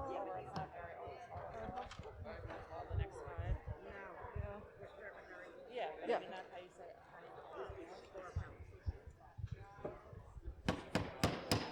Just a reminder, please everybody keep your masks on at all times, including when you're coming up to speak. Please do not touch the microphone. For everybody, please be respectful for the speakers. And when you come up here, give your name and address for the record. Thank you. We'll have the next 5 speakers, please. Harry Waltman, Paul Gallo, Karen Ayden, Heidi Kirschner, and Mary Arapella. Next speaker is Harry Waltman. Good evening. Thank you very much for having us tonight. My name's Harry Waltman. I currently live at 54 Stefan Street, and I'll just give you a little brief history. I'm a lifelong Kingston resident, born and raised on Andrew Street. Like many have said here tonight, I remember visiting Santa Claus on the courthouse lawn back in the day as a child. Very vivid memories of uptown Kingston. In 1987, I was hired as a police officer. I've worked here all my life. In 1987, I was hired as a police officer. In 1988, my future wife and I bought a house on Stefan Street, which we still reside there. I completed 32 years with the police department. I've seen many, many changes in the city, some for the better, some not as much. Clearly, there needs to be an investment in this city. I was a PBA representative for many years, negotiating contract. I got tired of hearing that we don't have the money, and so on. I've seen so many abandoned buildings here in Kingston. We need positive construction in this area. We need increased tax base.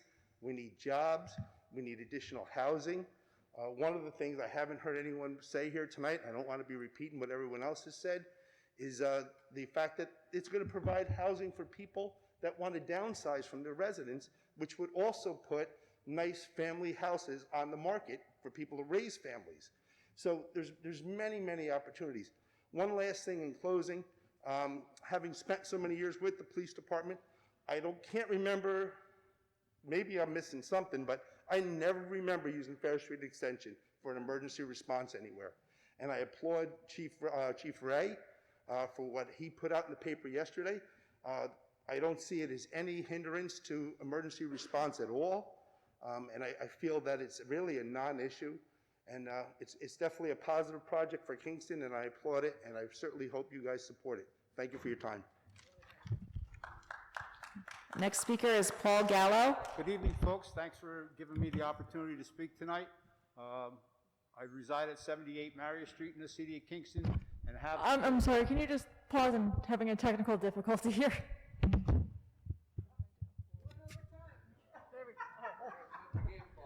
You went so fast, you made me press the wrong button. Can you restart that, please? Sorry about that. Paul Gallo, 78 Marriott Street, City of Kingston. Have lived at that address for 27 years and been a Kingston resident my whole 64 years. I have worked in Uptown Kingston for 45 of those years. I have walked, I have driven, I have rode my bicycle up and down the city streets of Uptown Kingston more than anybody in this room, I would say. I go up and down the streets, there's traffic, which is fine.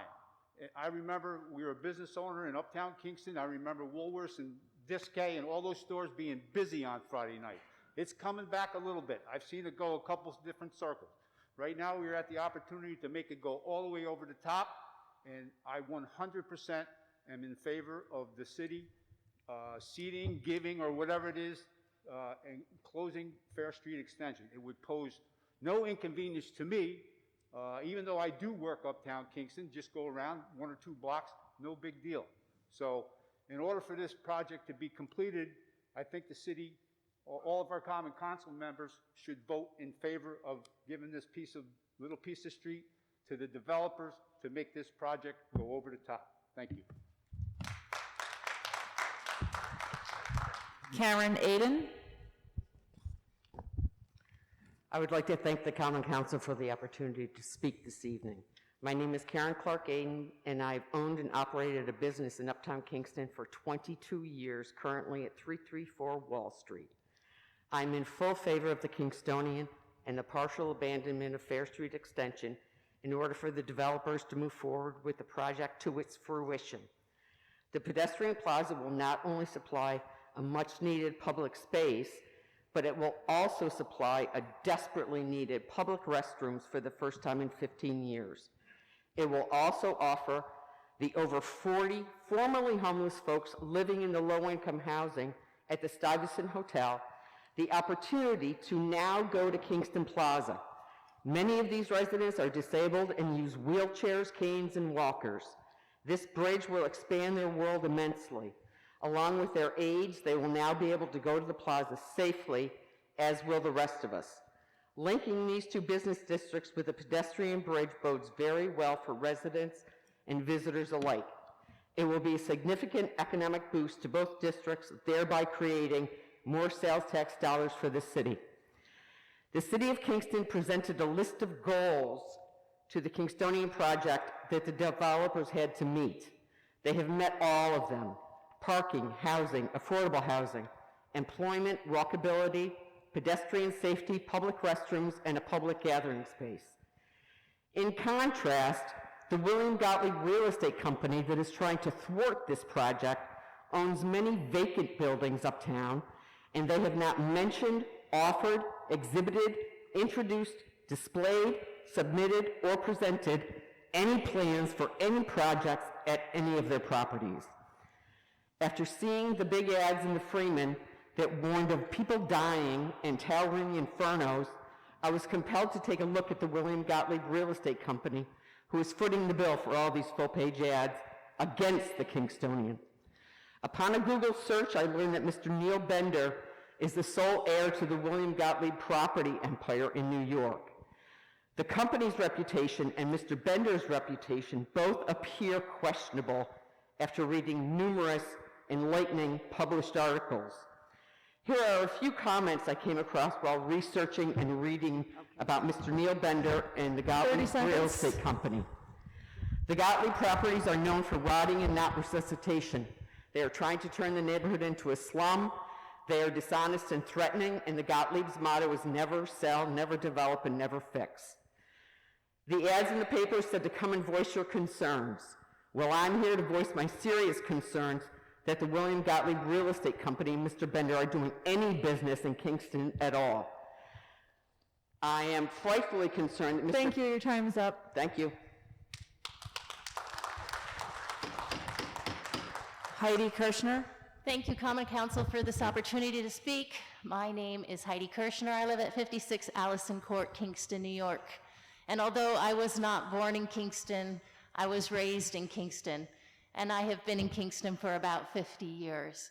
And this project is progress to me. This project represents progress for this town that we haven't had in a long time. I support many of the benefits that this project is going to bring between housing and parking and jobs and incremental sales tax.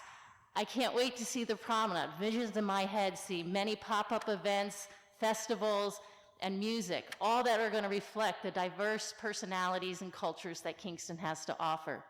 I am really happy to hear about the walkway from Uptown Kingston to Plaza, which will not only promote, but will facilitate a safe means of movement from the Plaza to Uptown Kingston. We all know that activity brings activity, and the activity being generated and the positive energy being generated by the Kingstonian is going to ripple right through all of Kingston. All of Kingston is going to benefit from the Kingstonian, not only economically, but from the quality of life standard that we need. The benefits of the Kingstonian will long outlive me, will probably outlive my children, but will be there for generations of Kingstonians. I fully support this project. There have been many challenges for the past 4.5 years, and the Kingstonian and its developers have addressed many of these challenges. It is now time to rally behind this project and support progress in the city of Kingston. Thank you.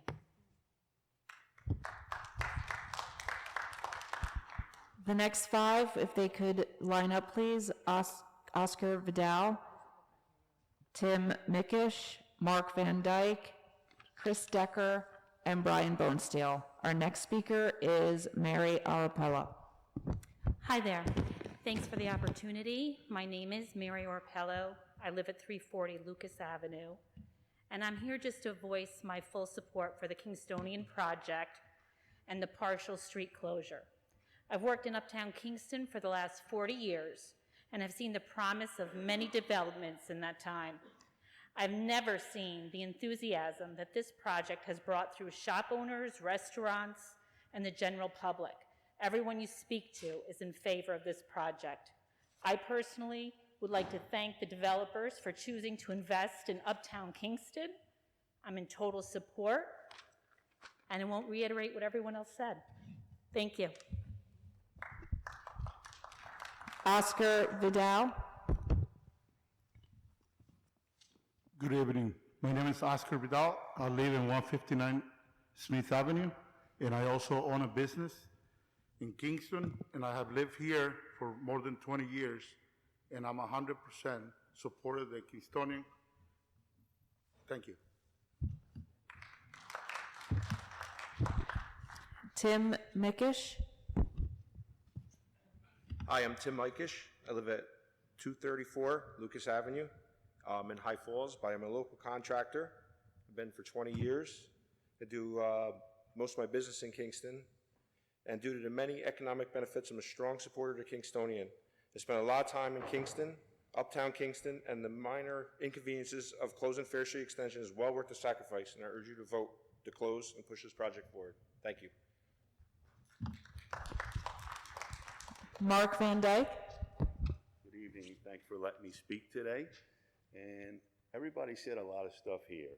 I'm not going to say we need this for that, this for that. Everybody look around here. Everybody here is for this thing. We have people who aren't from this town, ain't from this area. Kingston, we know what we need to vote on. Everybody hear me? I'm not loud enough. We're good? Okay. So we go back and forth. Is it going to be another lawsuit 30 years from now, 20 years from now. We've been in this place for years. The Jordan family has been 100% behind Kingston my whole life. I've been here over 40 years.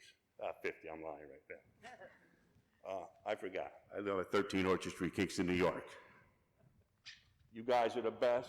Thanks everybody here. Thank the Jordan family. Thank everybody for being here. Under 1 minute. Vote yes. Thank you. Chris Decker.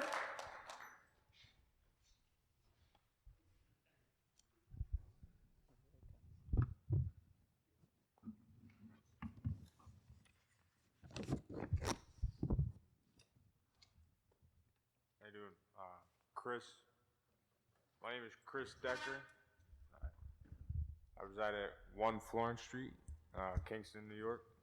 I've heard a lot of people talk about the ADA and the accessibility tonight. I'm just here to put a perspective on it. I think it'd be a great thing for the uptown area. Certainly add an area of accessibility for me, whereas there are certainly areas of uptown that are hard for me to use and partake in. I work down in the plaza, and I think it'd be specifically beneficial to those of us who do use wheelchairs and other mobility problems. Thank you.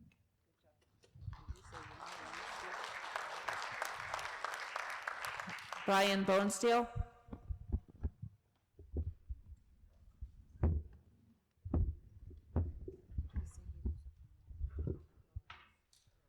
Val Dwyer.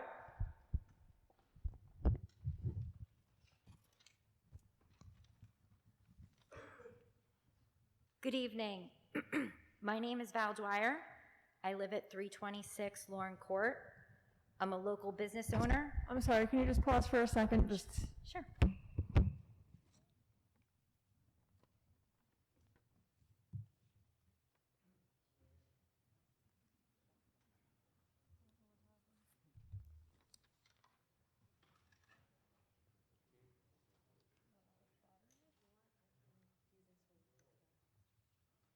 All right, we're gonna just do it on the phone, so we'll still give you the 30-second warning.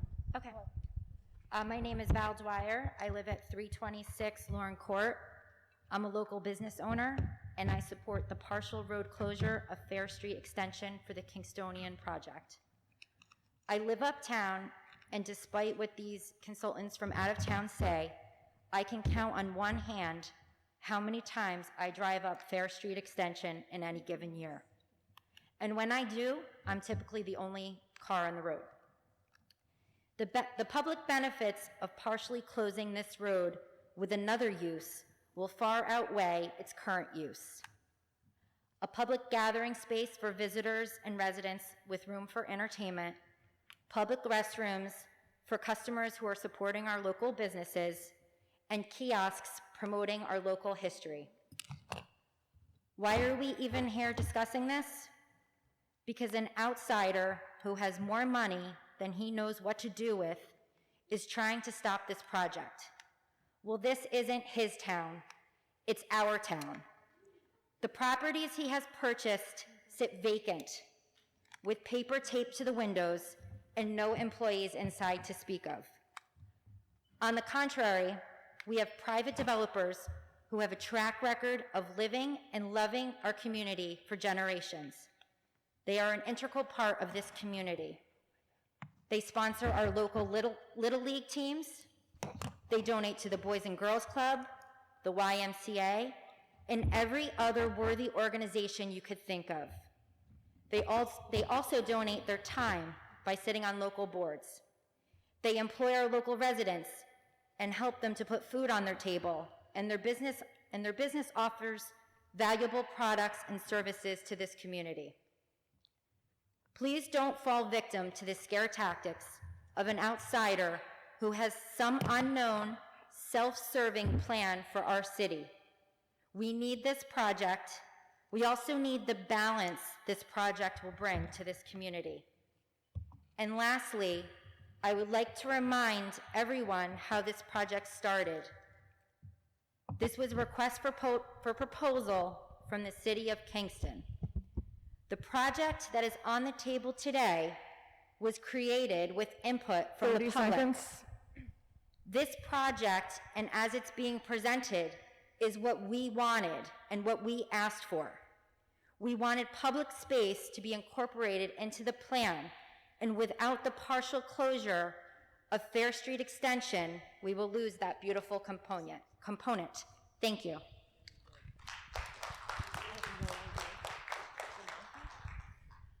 If the next group of speakers could line up, there's Stephen Freer, William Stote, Glenn Maish, and Zanaki Luizo. Yeah. The first speaker is Stephen Freer.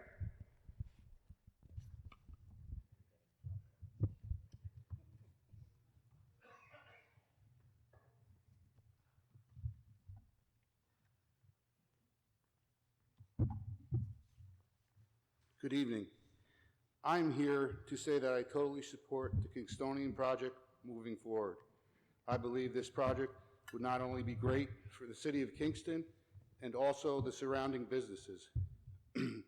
I am frequently at the Kingston Plaza and also support the closing of Fair Street Extension. I see no issue whatsoever of closing the extension. Thank you. Can we have your address, please? 67 Van Gasbeck Street, Kingston, New York. William Stote.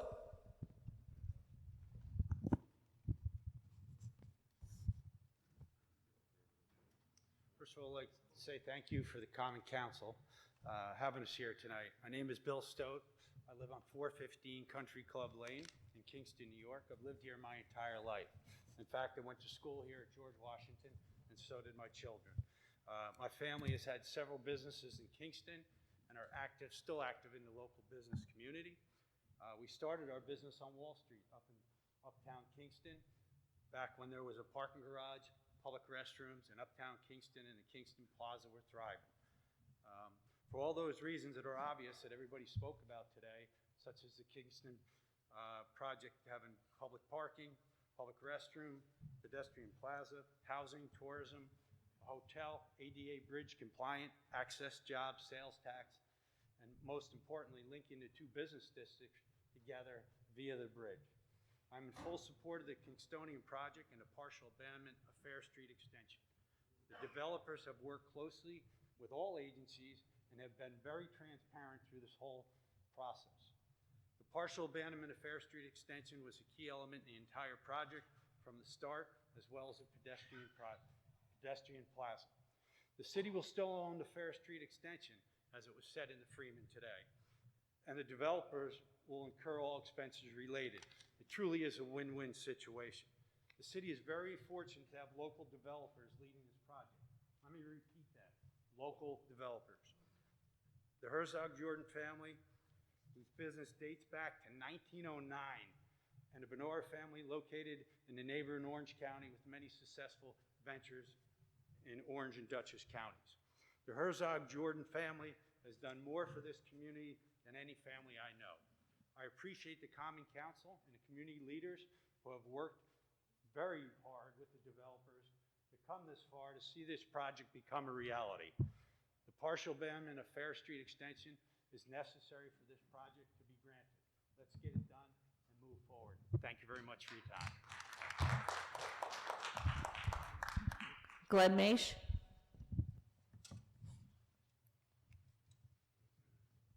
Hi, I'm Glenn Maish. I live at 6 Pawan Circle, Lake Katrine, New York, and I'm a former athletic director at Kingston High School. Tonight, I want to focus on the permanence of Herzog's and the permanence of their proposal. I would like to begin by saying I am fully in support of closing the Fair Street extension. I do trust the Herzog Company and the Jordan family to choose a developer that will do what is needed to be successful and good for the city of Kingston. Herzog's has been around for 100 years in Kingston. Not many businesses could survive that long, and they have because they continue to invest in the community, not just financially, but personally. The Hudson Valley Mall and even IBM could not make 100 years. When was the last time any of us were at an event in the city and at least partially sponsored by Herzog's? I know the road closure may seem an inconvenience, but Uptown Kingston is a highly walkable area that merely needs more parking, which is part of the project. We can do this for a public place and a walkway connection between Uptown and Kingston Plaza. How great would it be to finally have an ADA accessible walkway to the plaza from Uptown Kingston? And this is for the Common Council. To quote Robert Kennedy Jr., democracy is messy and hard. It's never easy. It's been 5 years in time. It's time to approve the road closure and enjoy what Kingston has to offer. It's been a hard road. Thank you very much. The next 5 speakers are William Caldera, Denny Demosthenes, Flavio Alarcon, Jamie Alarcon, Salvador Acosta, and Holly Snow. Our next speaker is Zanaki Luezo. Thank you. My name is Zanaki Luezo. You said perfect. 76 on Tiora Court is where I sleep. It's in Shoken. And 127 North Front Street is where I live. That's my business. This Stadium Diner. I'm not for Poughkeepsie. I'm not for Westchester County. I'm not a lawyer, and I'm not an engineer. I don't know too many statistics. The only statistic I can give you is when my customers come to the diner over the weekend and they sit outside to dine, okay, during the summertime especially, the first thing they ask me is, Uptown, is there restrooms? I said to them, you better use my restroom, and you better use it twice, otherwise your adventure in our town will be short-lived. The other thing they ask me is about parking. And I tell them I cannot guarantee you that you're gonna find parking uptown. But if you eat here, I'll let you park here for a little time, and I appreciate your business. When we just walked in, Madam Andrea, President of the Council, Madam Andrea, the first thing you told us is, bathroom, there is your seat, okay? This is my parking right now, which will be for our visitors, Uptown Kingston, and this is the place I'm gonna go to relieve myself when I'm here, okay? So then I'm gonna worry about food, and you're gonna come to my restaurant, and I'm gonna treat you, I'm gonna tell you thank you, and come back again. I'm gonna try to make your experience pleasant, but with having this project done, we're gonna make not only the local business and the local people happy, we are also gonna make our visitors have a good experience. I haven't been paid to be here tonight. 30 seconds. I'm here because I feel what I say, and now somebody might say it's to my benefit, this project, and of course it is. But also know that it's gonna be to the benefit of the whole Uptown area. So in a couple words, I wanna say that, as you can hear tonight, we want this project done, and respectfully, we're going to hold you responsible. Thank you. Time's up. William Caldera. I want to thank the Common Council for allowing us to come and speak tonight. I'm William Caldera. I'm 238 Rentham Street in Kingston, and I'm also president of a business in Kingston with property at 180 Schwenk Drive. It's one of the largest businesses and employers, and we've been here since 1851.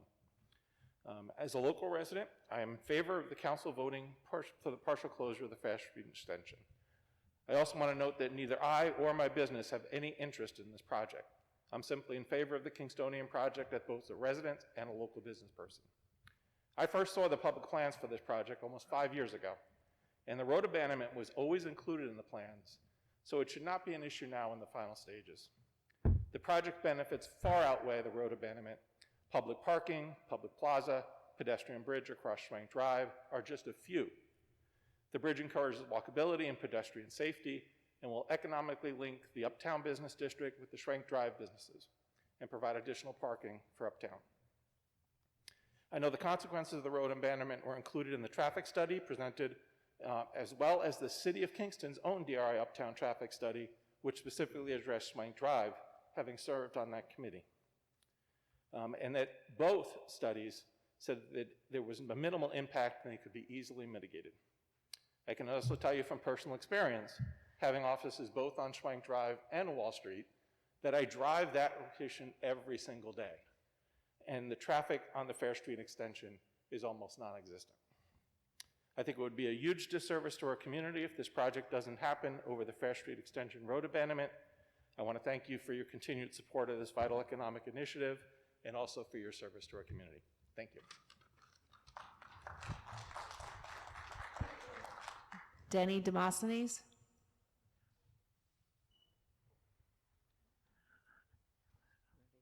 Flavio Alarcon. Good evening. My name is Flavio Alarcon, and I live in 1104 Mount View Court, Kingston, New York. I know Brad Jordan, Todd and Brad Jordan for over 30 years, and they've been a great supporters for the Spanish community. I have lived over 30 years. I have my own contract business, working mostly in Kingston and Ulster. Due to the many economic benefits, I am a strong supporter of the Kingstonian. Thank you. Jamie Alarcon.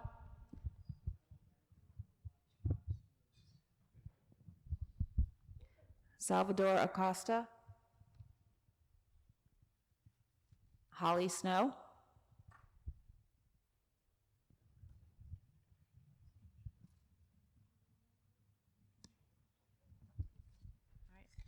Ted Grice. The next five are going to be Ted Grice, Michael Nicoletti, John Tiano, Steve Chlorofine, and Kevin Gilfeather.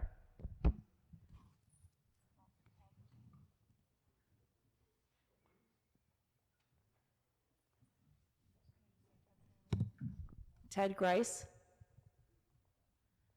Michael Nicoletti, John Tiano,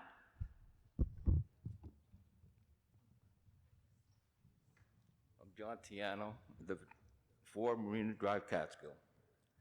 And I'm a businessman in Kingston. I got property in Kingston. I totally support this. I'm sorry, can you start over again, say your name and address, and just speak a little bit more into the mic, please? My name is John Tiano. Live at 4 Marina Drive, Catskill. I have a business in Kingston. I got property in Kingston, and I totally support this project.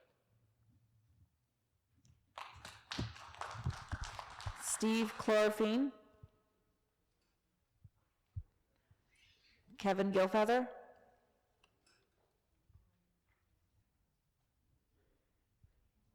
Dean Tampori,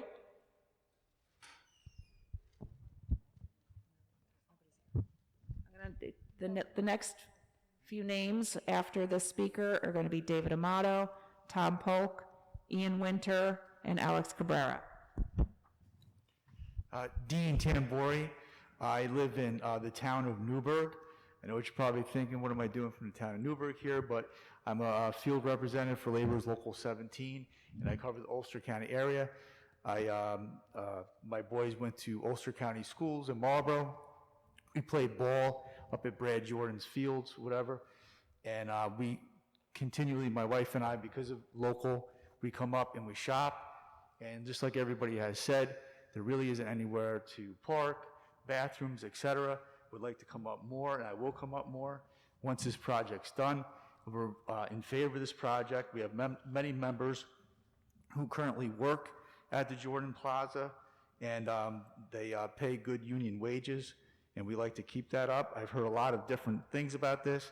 I've read in the paper about the architectural preservation. I don't agree with any of that. I think the project fits in perfectly. I have, we track projects, and tracking this project for years, I could tell you, I could read this right here. It's out of the Kingston Freeman. It was in our file, and it was in 2019. And it says the project first proposed in September of 2017. The Kingstonian is to be built on 2 sites at the corner of Ferret and North Streets, including the location of the city's former uptown parking garage and open-air pedestrian plaza. As you know, it says part of the project is Fair Street Extension. That road would be closed. So we've been talking about this for a long time. We're in favor of it. Please support it and pass it as soon as you can. Thank you for your time.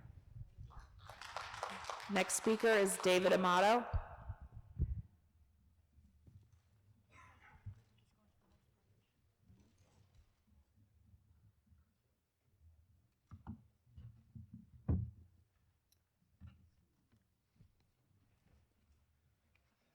Hello, David Amato. Live at 698 Lucas Avenue in Hurley. I own a business, Old Savannah, in downtown Kingston. I was born and raised here. During my lifetime, I've seen the effects of urban renewal in downtown Kingston and the restoration of that area to a thriving center of tourism, business, and leisure. Similarly, Uptown underwent a decline in business, and customers shifted their shopping and eating to malls, leaving in the wake many closed businesses and vacant undeveloped businesses. Our restaurant, Old Savannah, used to be a steamboat company shop that fell in disrepair for decades before the downtown area was revitalized. This revitalization allowed us to create new community spaces like my recent ice skating rink in the downtown area. From a small port to brick making and a company town for IBM, it is now time for the Uptown area to evolve and be revitalized. I believe the Kingstonian project over the Fair Street extension will be a great foundation for growth and additional development of the Uptown area. I have followed the project from the beginning, and it has been fully vetted and analyzed by multiple professionals, government agencies, and concerned citizens. I wholeheartedly support the closure of the Fair Street extension and the continued advancement of the Kingstonian project. Thank you. Tom Polk.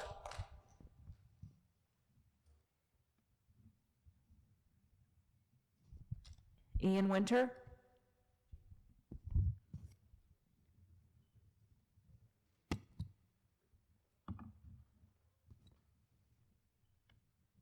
Hi, good evening. My name's Ian Winter. I'm from the Bruderhof in Ulster Park, 10 Helbrook Lane, and here to endorse this visionary project called the Kingstonian and also the partial closure of the Fair Street extension. Look at it like this. I look at it a bit like from an umbrella view. Kingston High School has had a great facelift. Uptown Broadway has had a great facelift. Now the town needs to improve it. And I think the Kingstonian's a very visionary project that the Jordans have come up with, and I fully endorse it, as does our whole community. Thank you. Alex Cabrera. Matthew Topple.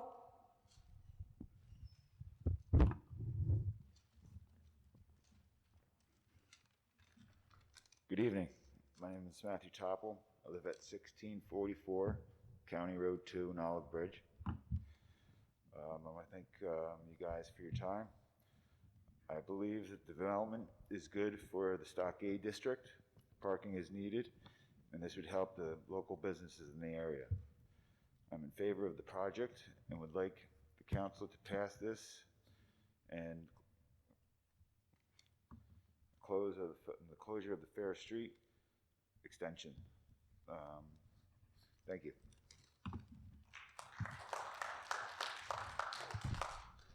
We are going to take a quicker 5-minute break. We skipped the 10-minute break earlier, so we're just going to take 5 minutes. We will be back at 8:53. And the next 5 speakers will be Michael Burke, Deborah Mangrum-Price, Malcolm Johnson, and John Murphy.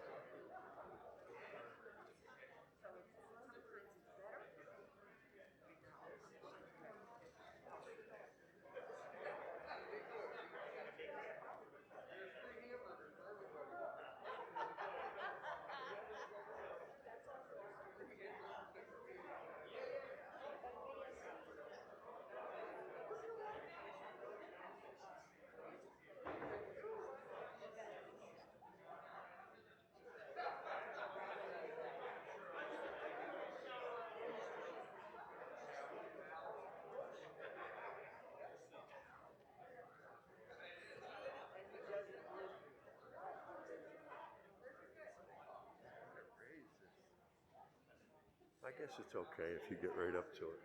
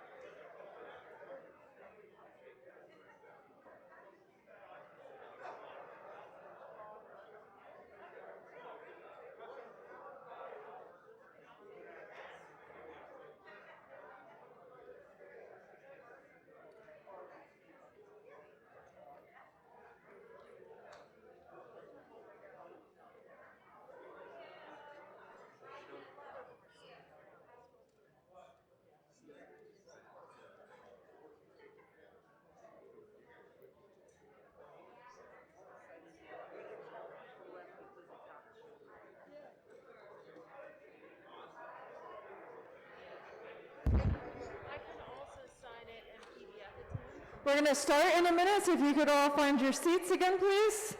Just a reminder to keep your masks on at all time, covering your nose, and including speakers. Please do not touch the microphone when you come up here. For everybody, please continue to be respectful to all speakers, and remember to give your name and address for the public record. So we'll call up the next 5 speakers. Michael Burke, Deborah Magnum Price, Malcolm Johnson, John Murphy, and James Demos. Do we have Michael Burke? Yeah, hi, Michael Burke. I'm a consultant to Neil Bender, William Gottlieb Real Estate. I'm here today to represent Ron Grainer, the public safety consultant. He couldn't make it today. He is he's concerned about the COVID impact, so I was asked to come and report his findings. Before I do that, I just wanted to say I've worked with Neil Bender for 15 years. I've heard a lot of smearing. There's no reason for that. We're not here to smear anyone's reputation. I'm not here to say I'm pro or against the development, but Neil is a wonderful person. I've known him for 15 years. He's a friend of mine. I've done 20 development projects with Neil. I've heard he just sits on projects. I've done 20 development projects. He's an ethical developer. He's a responsible developer. And I look forward to him having a positive impact on this community as well. But I'll get to the report now. So I'm just going to read the findings of Ron Grainer. As a public safety consultant and former fire chief of 3 departments in 2 states, and a peer assessor and team leader for the Center for Public Safety Excellence Commission on Fire Accreditation International, the studies that I conduct are primarily for governments and fire rescue agencies. My services for this study were requested by a private concerned citizen. The only direction I received from the client regarding the study were to review the report and report on the impacts of the proposed Kingstonian projects on the safety of the public, emergency responders, and historic places in the city of Kingston. My findings, professional opinions, and recommendations, and all other content contained in this report are exactly the same as if this report had been prepared for the city of Kingston. The findings are as follows. The closing of Fair Street Extension will create life safety dangers for occupants of these proposed structures and for emergency responders. The closing of Fair Street Extension will result in extensive damage to or destruction of property structures that border Fair Street Extension in the event of a fire. If Fair Street Extension were to be closed, the fire department would not be able to gain direct access to any structure bordering the closed street. The fire department would be unable to place an aerial ladder with master streams or for rescue of occupants into operation where it will be needed. The Kingston Fire Department does not have the staff on duty to perform all of the functions that will be required if the street is closed. 30 seconds. The Kingston Fire Department staffing level is dangerously below recognized standards of NFPA Code 1710, the standard for organization and deployment of fire suppression operations, emergency medical operations, and special operations to the public by career fire departments. So again, I'm not here to say I'm for or against. I'm just here to say it should be done safely. And why not do a study to confirm the 2 opinions that have been presented on the fire safety? Thank you. Deborah Magnum Price.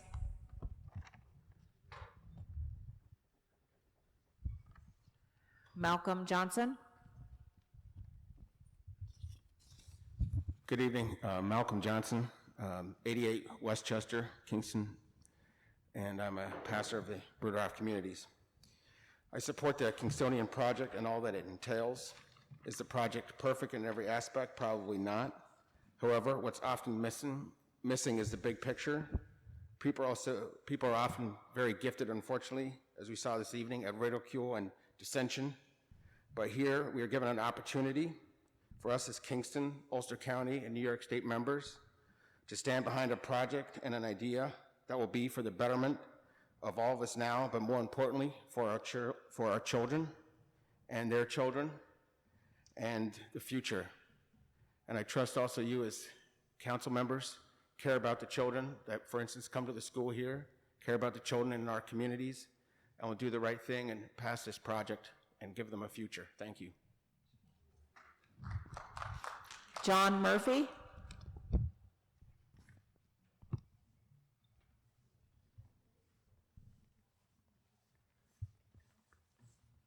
Hi, I'm John Murphy. I live at 85 Lakeview Avenue in Kingston. I personally own 2 buildings in Uptown Kingston, and I own a business, Murphy Realty Group. I've been selling real estate in Uptown Kingston for over 30 years. I support the Kingstonian project 100%. Our business district needs this moving forward. And as far as the partial abandonment of the Fair Street extension, the city's known about this for 4 years. So I support the project 100% moving forward. Thank you. The next 5 will be Alana Ross, Gregory McCullough, Gloria Waslin, and Chris Sesh, and Brian Gintney. The next speaker is James Demos. Alana Ross.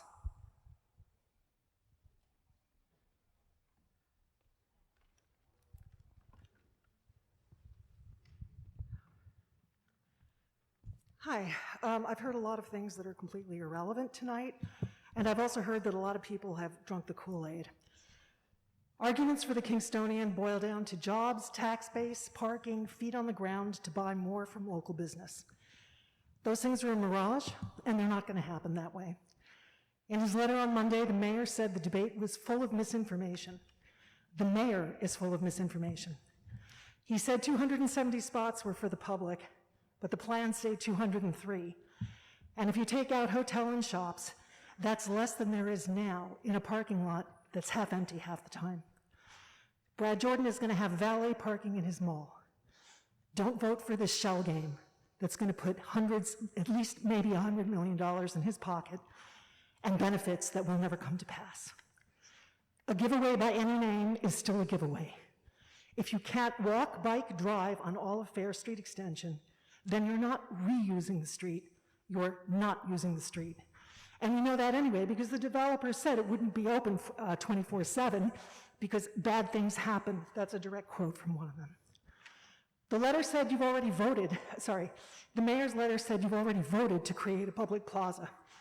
You remember that vote, you know, the one where the mayor violated the KLDC charter by campaigning against the school board, and where Jordan resigned right before the vote from the KLDC so he could pretend there was no conflict of interest, just like he dropped off the DRI committee so he could pretend there was no conflict of interest.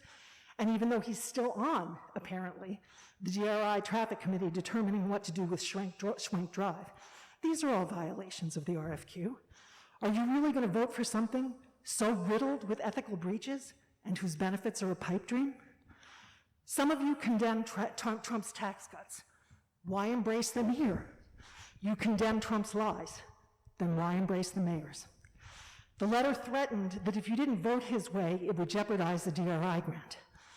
But New York's Department of State says otherwise, and I have the email to prove it, unless the mayor and his gang go out of their way to jeopardize it. Privatization is bad for economic development. Right now, people for parking pay $100 to the city. Soon they'll be asked to pay $720 a year to Brad Jordan. These prices are going to drive customers away from the businesses the mayor claims he wants to support. 30 seconds. The so-called benefits are clouds in your coffee.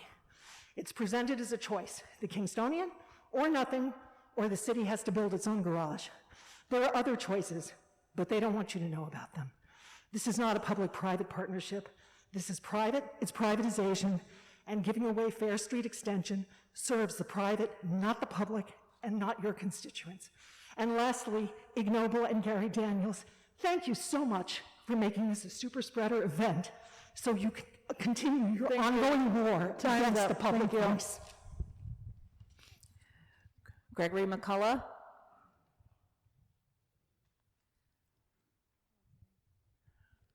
Gloria Waslin.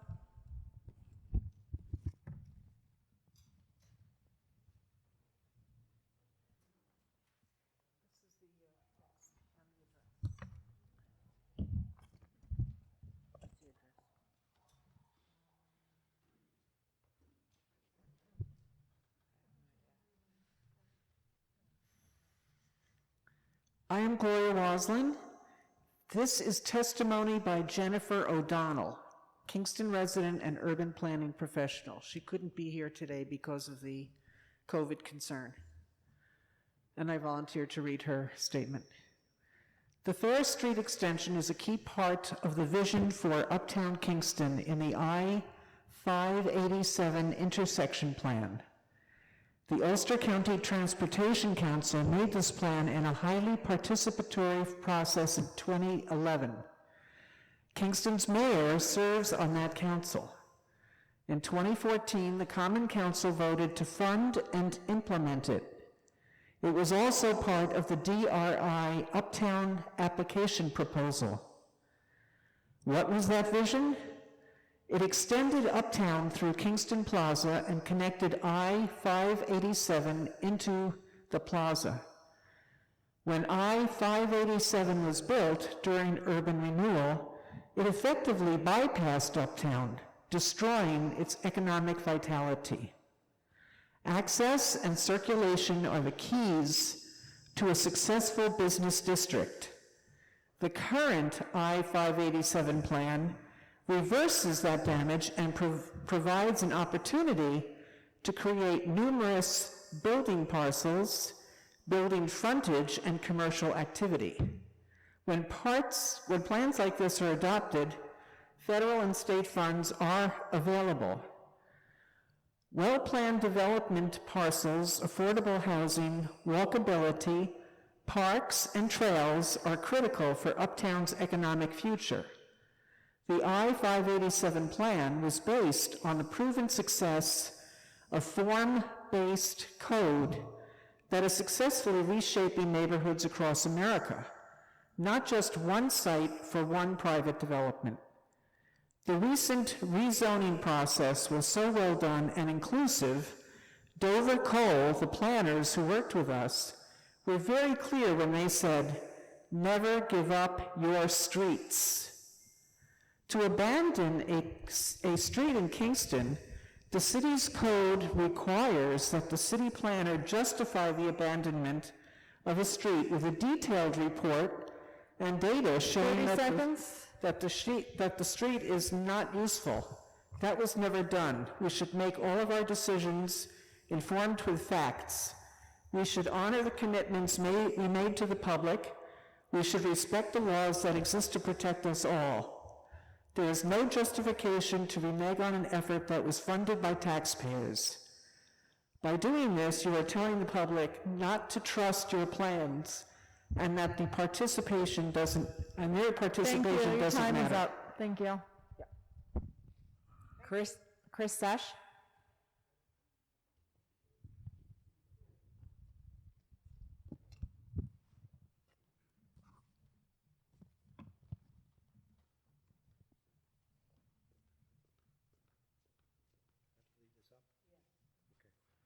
Hello, hi. I'm Chris Sesh. I live on Rosa Lane in Hurley. And I was born and raised in Kingston, and I've lived most of my life here. Unlike mostly opposing this project, who live someplace else, but they don't live here. I was involved in 3 restaurants over a 30-year span, all in the Uptown and Stockade area. I've always loved the Stockade area, and I believe the Kingstonian will not only add to the beauty of Uptown, but will be financially beneficial to all of Uptown and its businesses. If this entails the partial closing of Fair Street, I'm all for it. In 2 weeks at time, after the project completes, the only thing people will be talking about is the beauty of the pedestrian plaza and the Kingstonian itself. The last time there was a development of this importance in Kingston was the revitalization of downtown, and we all know how well that worked out. This is an opportunity that cannot be missed. So, in my professional opinion, I say, close the road, start the project, and let Kingston, Uptown Kingston blossom. Thank you for your time. The next 5 speakers are Brian Ginty, Jimmy Moot, Garrett Warnecki, Matt Amato, and Tim Moot.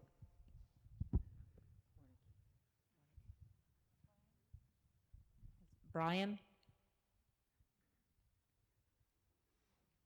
Jimmy Moot,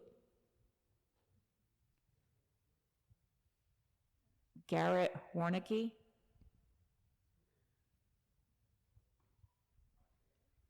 Matt Amato,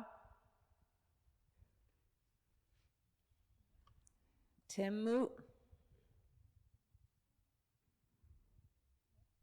Pam Carl,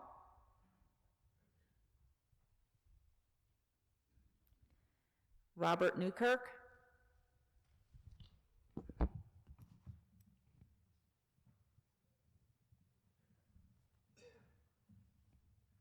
Good evening. It's Robert Newkirk at 12 SB Road, Rhinebeck, New York. And you've got to be wondering why I'm here from Rhinebeck. I'm a consultant for a property owner here in Kingston. Similar to what you've heard, Neil Bender and the Gottlieb organization. And they are very respectful people. I've worked for them for 15 years or so. And I find that all that they do is done very well. And what they're trying to do with their buildings in Kingston, you will eventually see. They've been stalled from COVID and all of the other complications that building owners have encountered here in Kingston and other townships. Now, my main objective tonight is to let you know my background is in firefighting and emergency response. The building code, I'm a code certified person, so I deal currently with building inspections, whether it be industrial, commercial, or residential. So in that light, I've been working for the Gottlieb organization doing exactly that. And in Kingston, we've been trying to improve all of the buildings, whether at the interiors or exteriors. And I'm sure you've seen some of the activity going on. But what I'd like to address tonight is this report from Ron Grainer. Now, I haven't heard it discussed much here this evening. Perhaps 2 or 3 comments about it, and especially the one from Chief Ray. I've tried to contact... 30 seconds. Yeah, really? Well, what I would like you to know is that this is a critique of what's happening here in Kingston, and you need to pay attention to this document.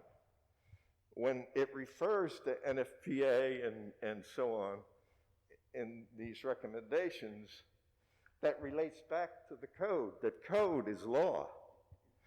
So the NFPA regulations that Thank are you. Your being time's up. espoused to you, Thank you. they are also law. Your time is up. Thank you. That may be. I'm the last speaker. You ought to give No, me you're 2 not. more minutes. Your time is up. Everybody else adhere to 3 minutes. I want you Thank to you, pay sir. attention to this Sir. document, please. Rebecca Lamoureux,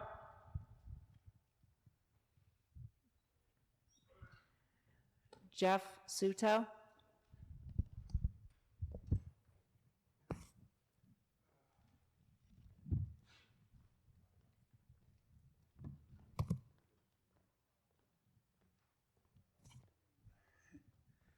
I hated public speaking in college.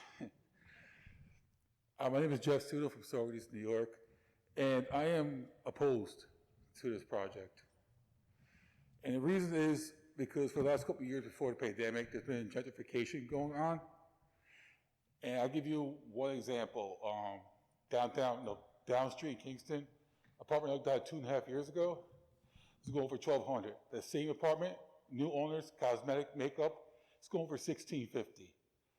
If this project happens, that it's going to bring people from the city up here and their prices. And the common person in Kingston can't afford that. Ooh, it's a little nervous. Thank you. Now, a lot of people here speak on behalf of this, or for it. And I don't blame them because I have financial reasons for that. But 143 units, 10 of them are supposedly affordable housing. I have 143 units. That's ridiculous. My friend is a maintenance in a city for a housing development down there. It's 80-20, 80%, 20% affordable housing, low income. 10 units, it's ridiculous. The other thing is too, traffic will be more congested because you're gonna have 200 plus more cars move around uptown. With the street being closed off, Frog Alley is gonna be used as a shortcut to get to the plaza or to North Front Street. So yes, that will cause issues, and I can give you an example right now how that is. Broadway went from 4 lanes to 2.5 lanes. Why I say half a lane, the inner lane is for left-hand turns only. Instead of 40 cars going down the road, you got, in 2 lanes, you got 40 cars going down the road in 1 lane. So there will be more congestion. But over time, that will resolve itself. Now, the other thing is, with the people coming up here from the city, they're gonna bring more money up here, and they're also gonna bring the prices. You know, the place behind Burger King on Broadway, $16 for a 5-inch baguette sandwich. That's ridiculous. That's with the 15% tip. Basically, if this project continues and goes through, it's going to be the nail in the coffin. Now, you're talking about 10 houses, 10 units in this place for affordable housing. Well, we got Cedar Street. That was supposed to be for 55 and older. You have people from New Jersey, Pennsylvania, and Connecticut. 30 seconds. New Jersey, Pennsylvania, Connecticut, in their 20s living there. We got Rupco having a 300 Flatbush Avenue. As you notice, the affordable housing is scattering away from the city of Kingston to the edges of Ulster County and town of Ulster and Kingston. That's great. They're looking at Comfort Inn right now, or the Quality Inn. If this project goes through, it's going to be a nail in the coffin, and it's going to be as Kingston as we know it, because people who live here and die here won't be able to afford to be here no more. Thank you. Your time's up. Thank you. Thank you for your time. I appreciate it. That is the end of the folks who signed up for the meeting, for the hearing. We're going to take a 5-minute break, and then we're going to come back and open the floor for anybody who has not signed up and still would like to speak. What we'll ask is in 5 minutes, if you could line up behind the microphones, and we'll go back and forth and just make sure you're socially distanced. And we have 5 minutes, so you don't need to line up right now. We will be back at, it is 21:16, so we'll be back at 21:21. 9:21.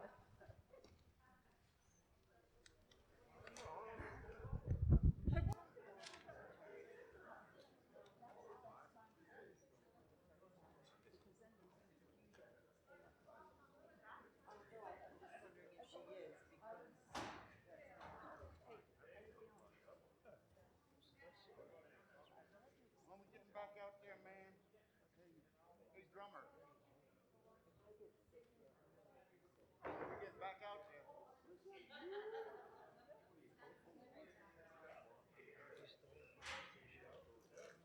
Don't cross this line, all right? Good. Everything's wonderful.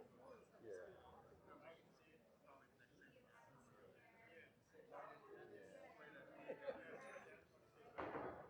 Are you gonna wait or are you gonna go?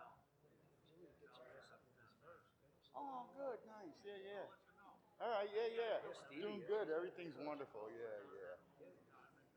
Good, yeah. A few pounds, but I'm putting some back on. But, yeah, no, everything's fine. I was working for Ryan Bradley. There's no Right? place open And now. I retired from him. I did 10 years after the city.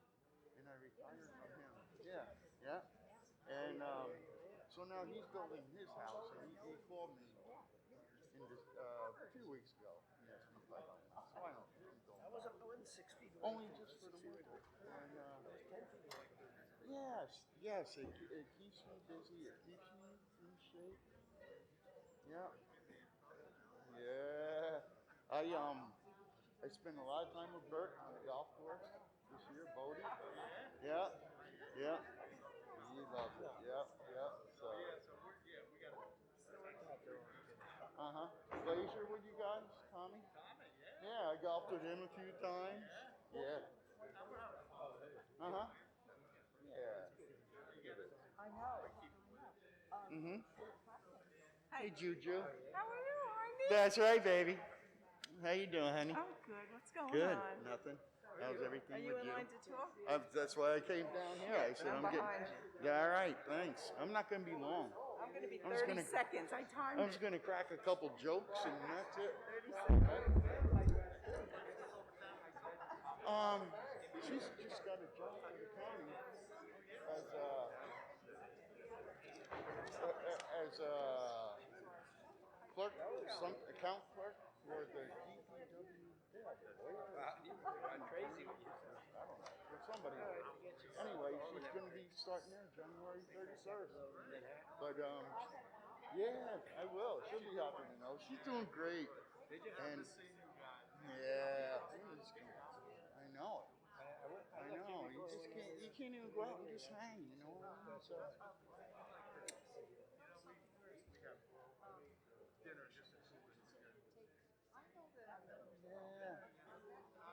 Yeah.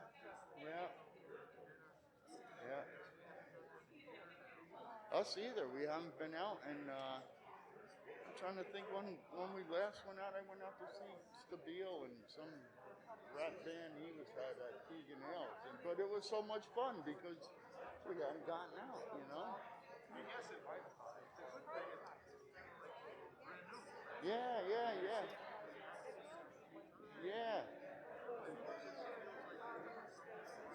Yes. Yeah. Yeah, but on the other hand, it's what we're missing the whole time. You know, at our age, a couple of years means a lot. So.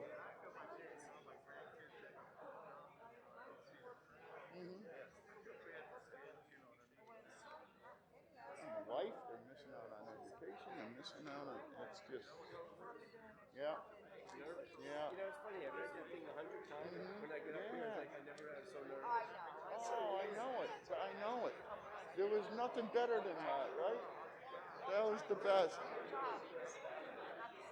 Yeah. And no. You know, Stevie, I feel bad, not for our kids, for their grandkids, because who knows what this world's going to be. It's just, no. Are you lined up to talk?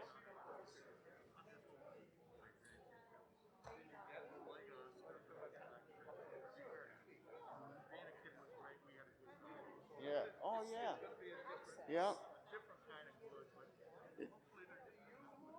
Right.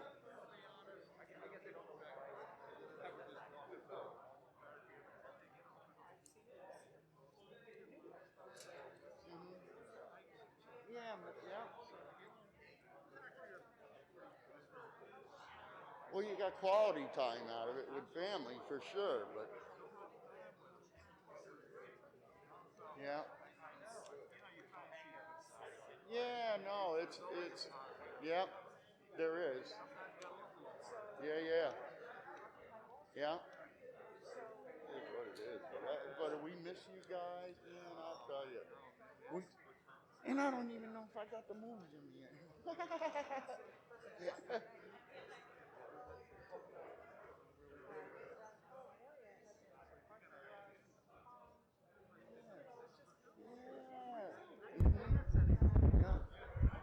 All right, we're going to start in a minute, so if everybody could find their seats again, please.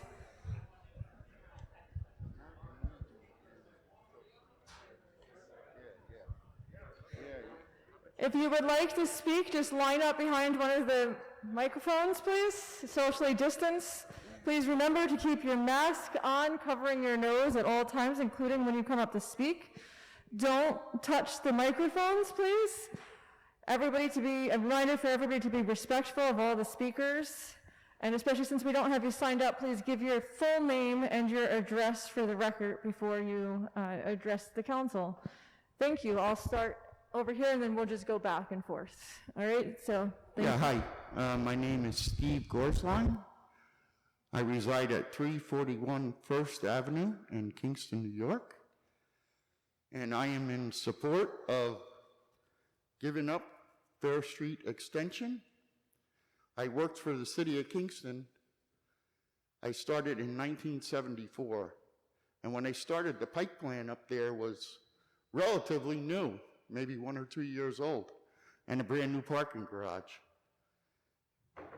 I was 19, I'm 67 now. The Pike plant is still there. It needs uplifts constantly. The parking garage was gone, was torn down because it was in such disrepair. This can only benefit the city of Kingston, the residents of the city of Kingston. It benefits the disabled. I know when I was superintendent of public works in Kingston, and I dealt with lawsuits from accidents that were on that street. And in my profession, I hated that street because it was a nightmare. This can only be good for everyone. I think just the uplift of Uptown, the revitalization, and what it'll do for the city as a whole. I'm in support of that.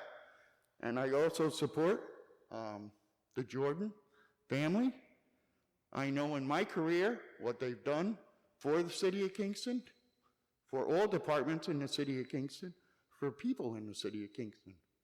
So I'm just here to say thank you, and you have my support. Good night.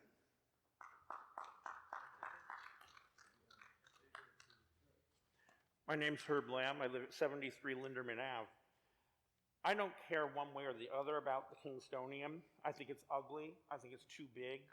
However, I want to remind you, in 2004, 2005, when we were being sold swampland to build a new high school on, the school district put down a deposit twice. That money wasn't returned when the Jordan family realized it was swampland. We didn't expect the Jordan family to give the school district property.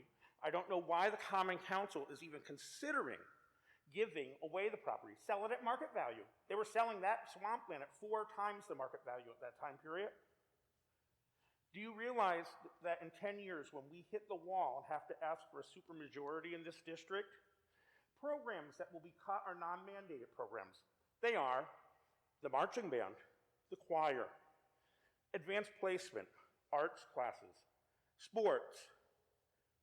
There are only 6 supermajority votes that have passed in New York State since the cap.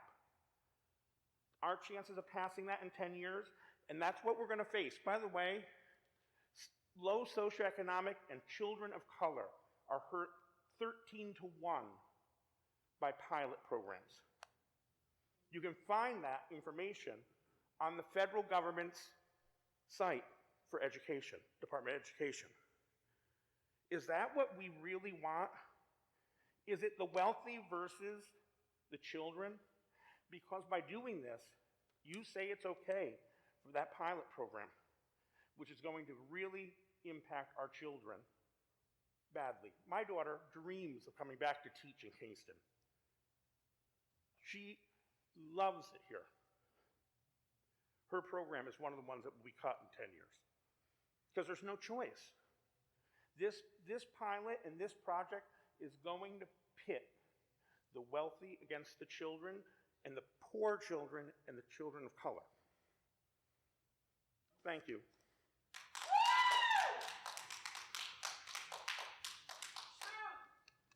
Okay. Oh, wait, I'm on the school board, but those are my thoughts and calculations. They are not the school board. Okay, I'm Julie Provenzano, 15 Dunneman Avenue. I'm going to win the shortest speech award here, I think. I am in support of the partial closure of Fair Street Extension. I won't reiterate everything that's been said, but most importantly, the city maintains ownership and the developer handles expenses for repairs and maintenance. Before my husband passed in '99, Brad, and before him, his grandfather, Mr. Herzog, were our landlords at Chicks for 30 years. Their generosity and genuine concern for our community was always constant. This is our city. I've been here forever. Please vote for the street closure, and please vote your conscience. This is a good thing. Thank you.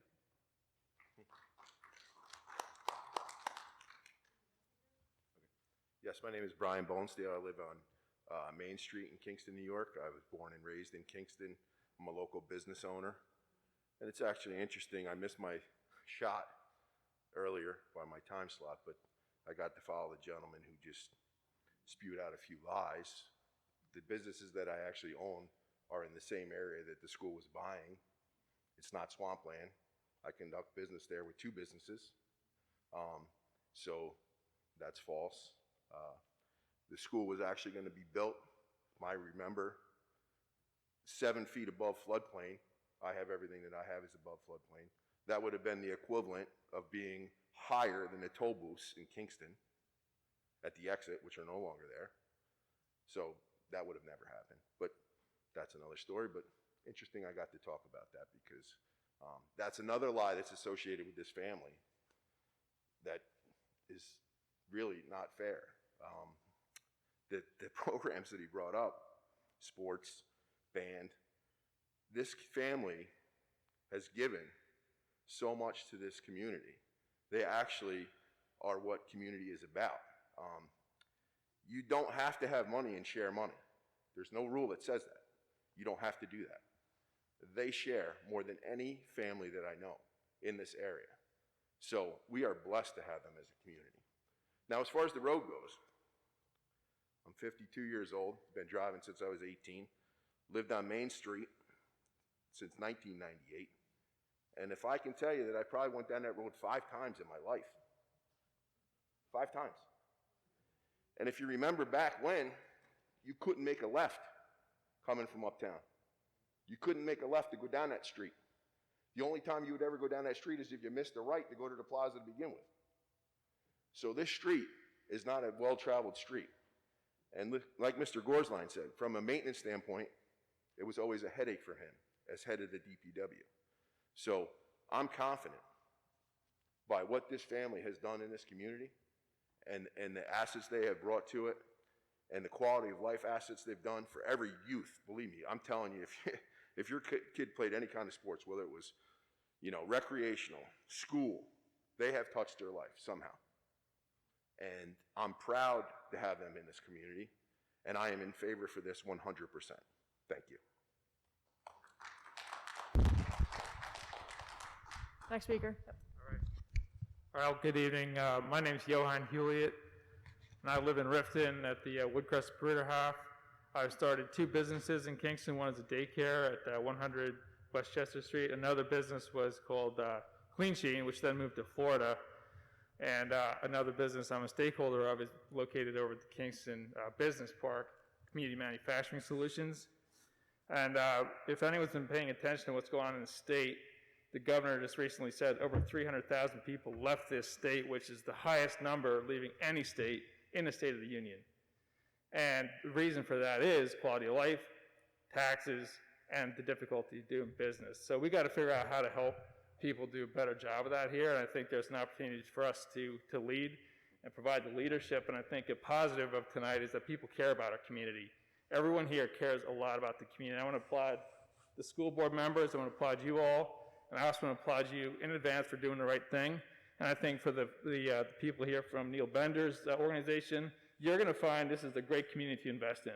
You may be disappointed with the result of what's going to happen in the Kingstonian, but please stick around because it's going to be great. Thank you.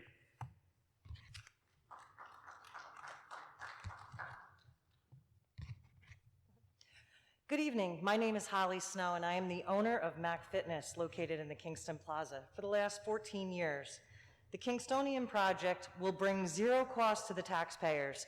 The community will receive long overdue public parking garage. This will increase tax revenue and bring more income to the city. As a local business owner, I am in favor of having over 300 new daily consumers in the Uptown District. It will bring jobs to the area, and I support the partial closure and the project. Thank you.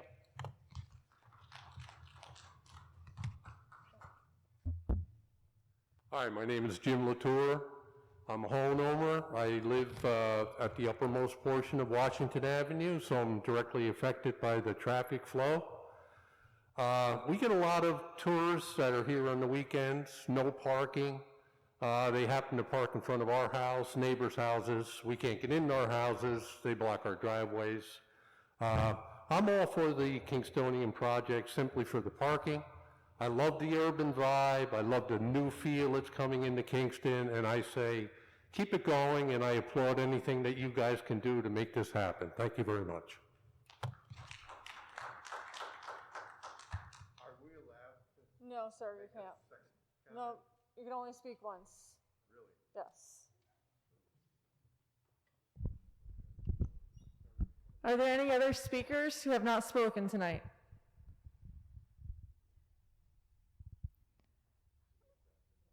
Are there any other speakers? Are there any other speakers? If you have not been able to speak or you were unable to come, we will have the written comments open until 4 p.m. on Friday, January 14th. You could email Elisa Tinty at emtinti@kingston-ny.gov. Thank you very much for coming. You could, you could also drop off your comments at City Hall in the clerk's office or on the door or in the drop box located outside the door closest to the hospital.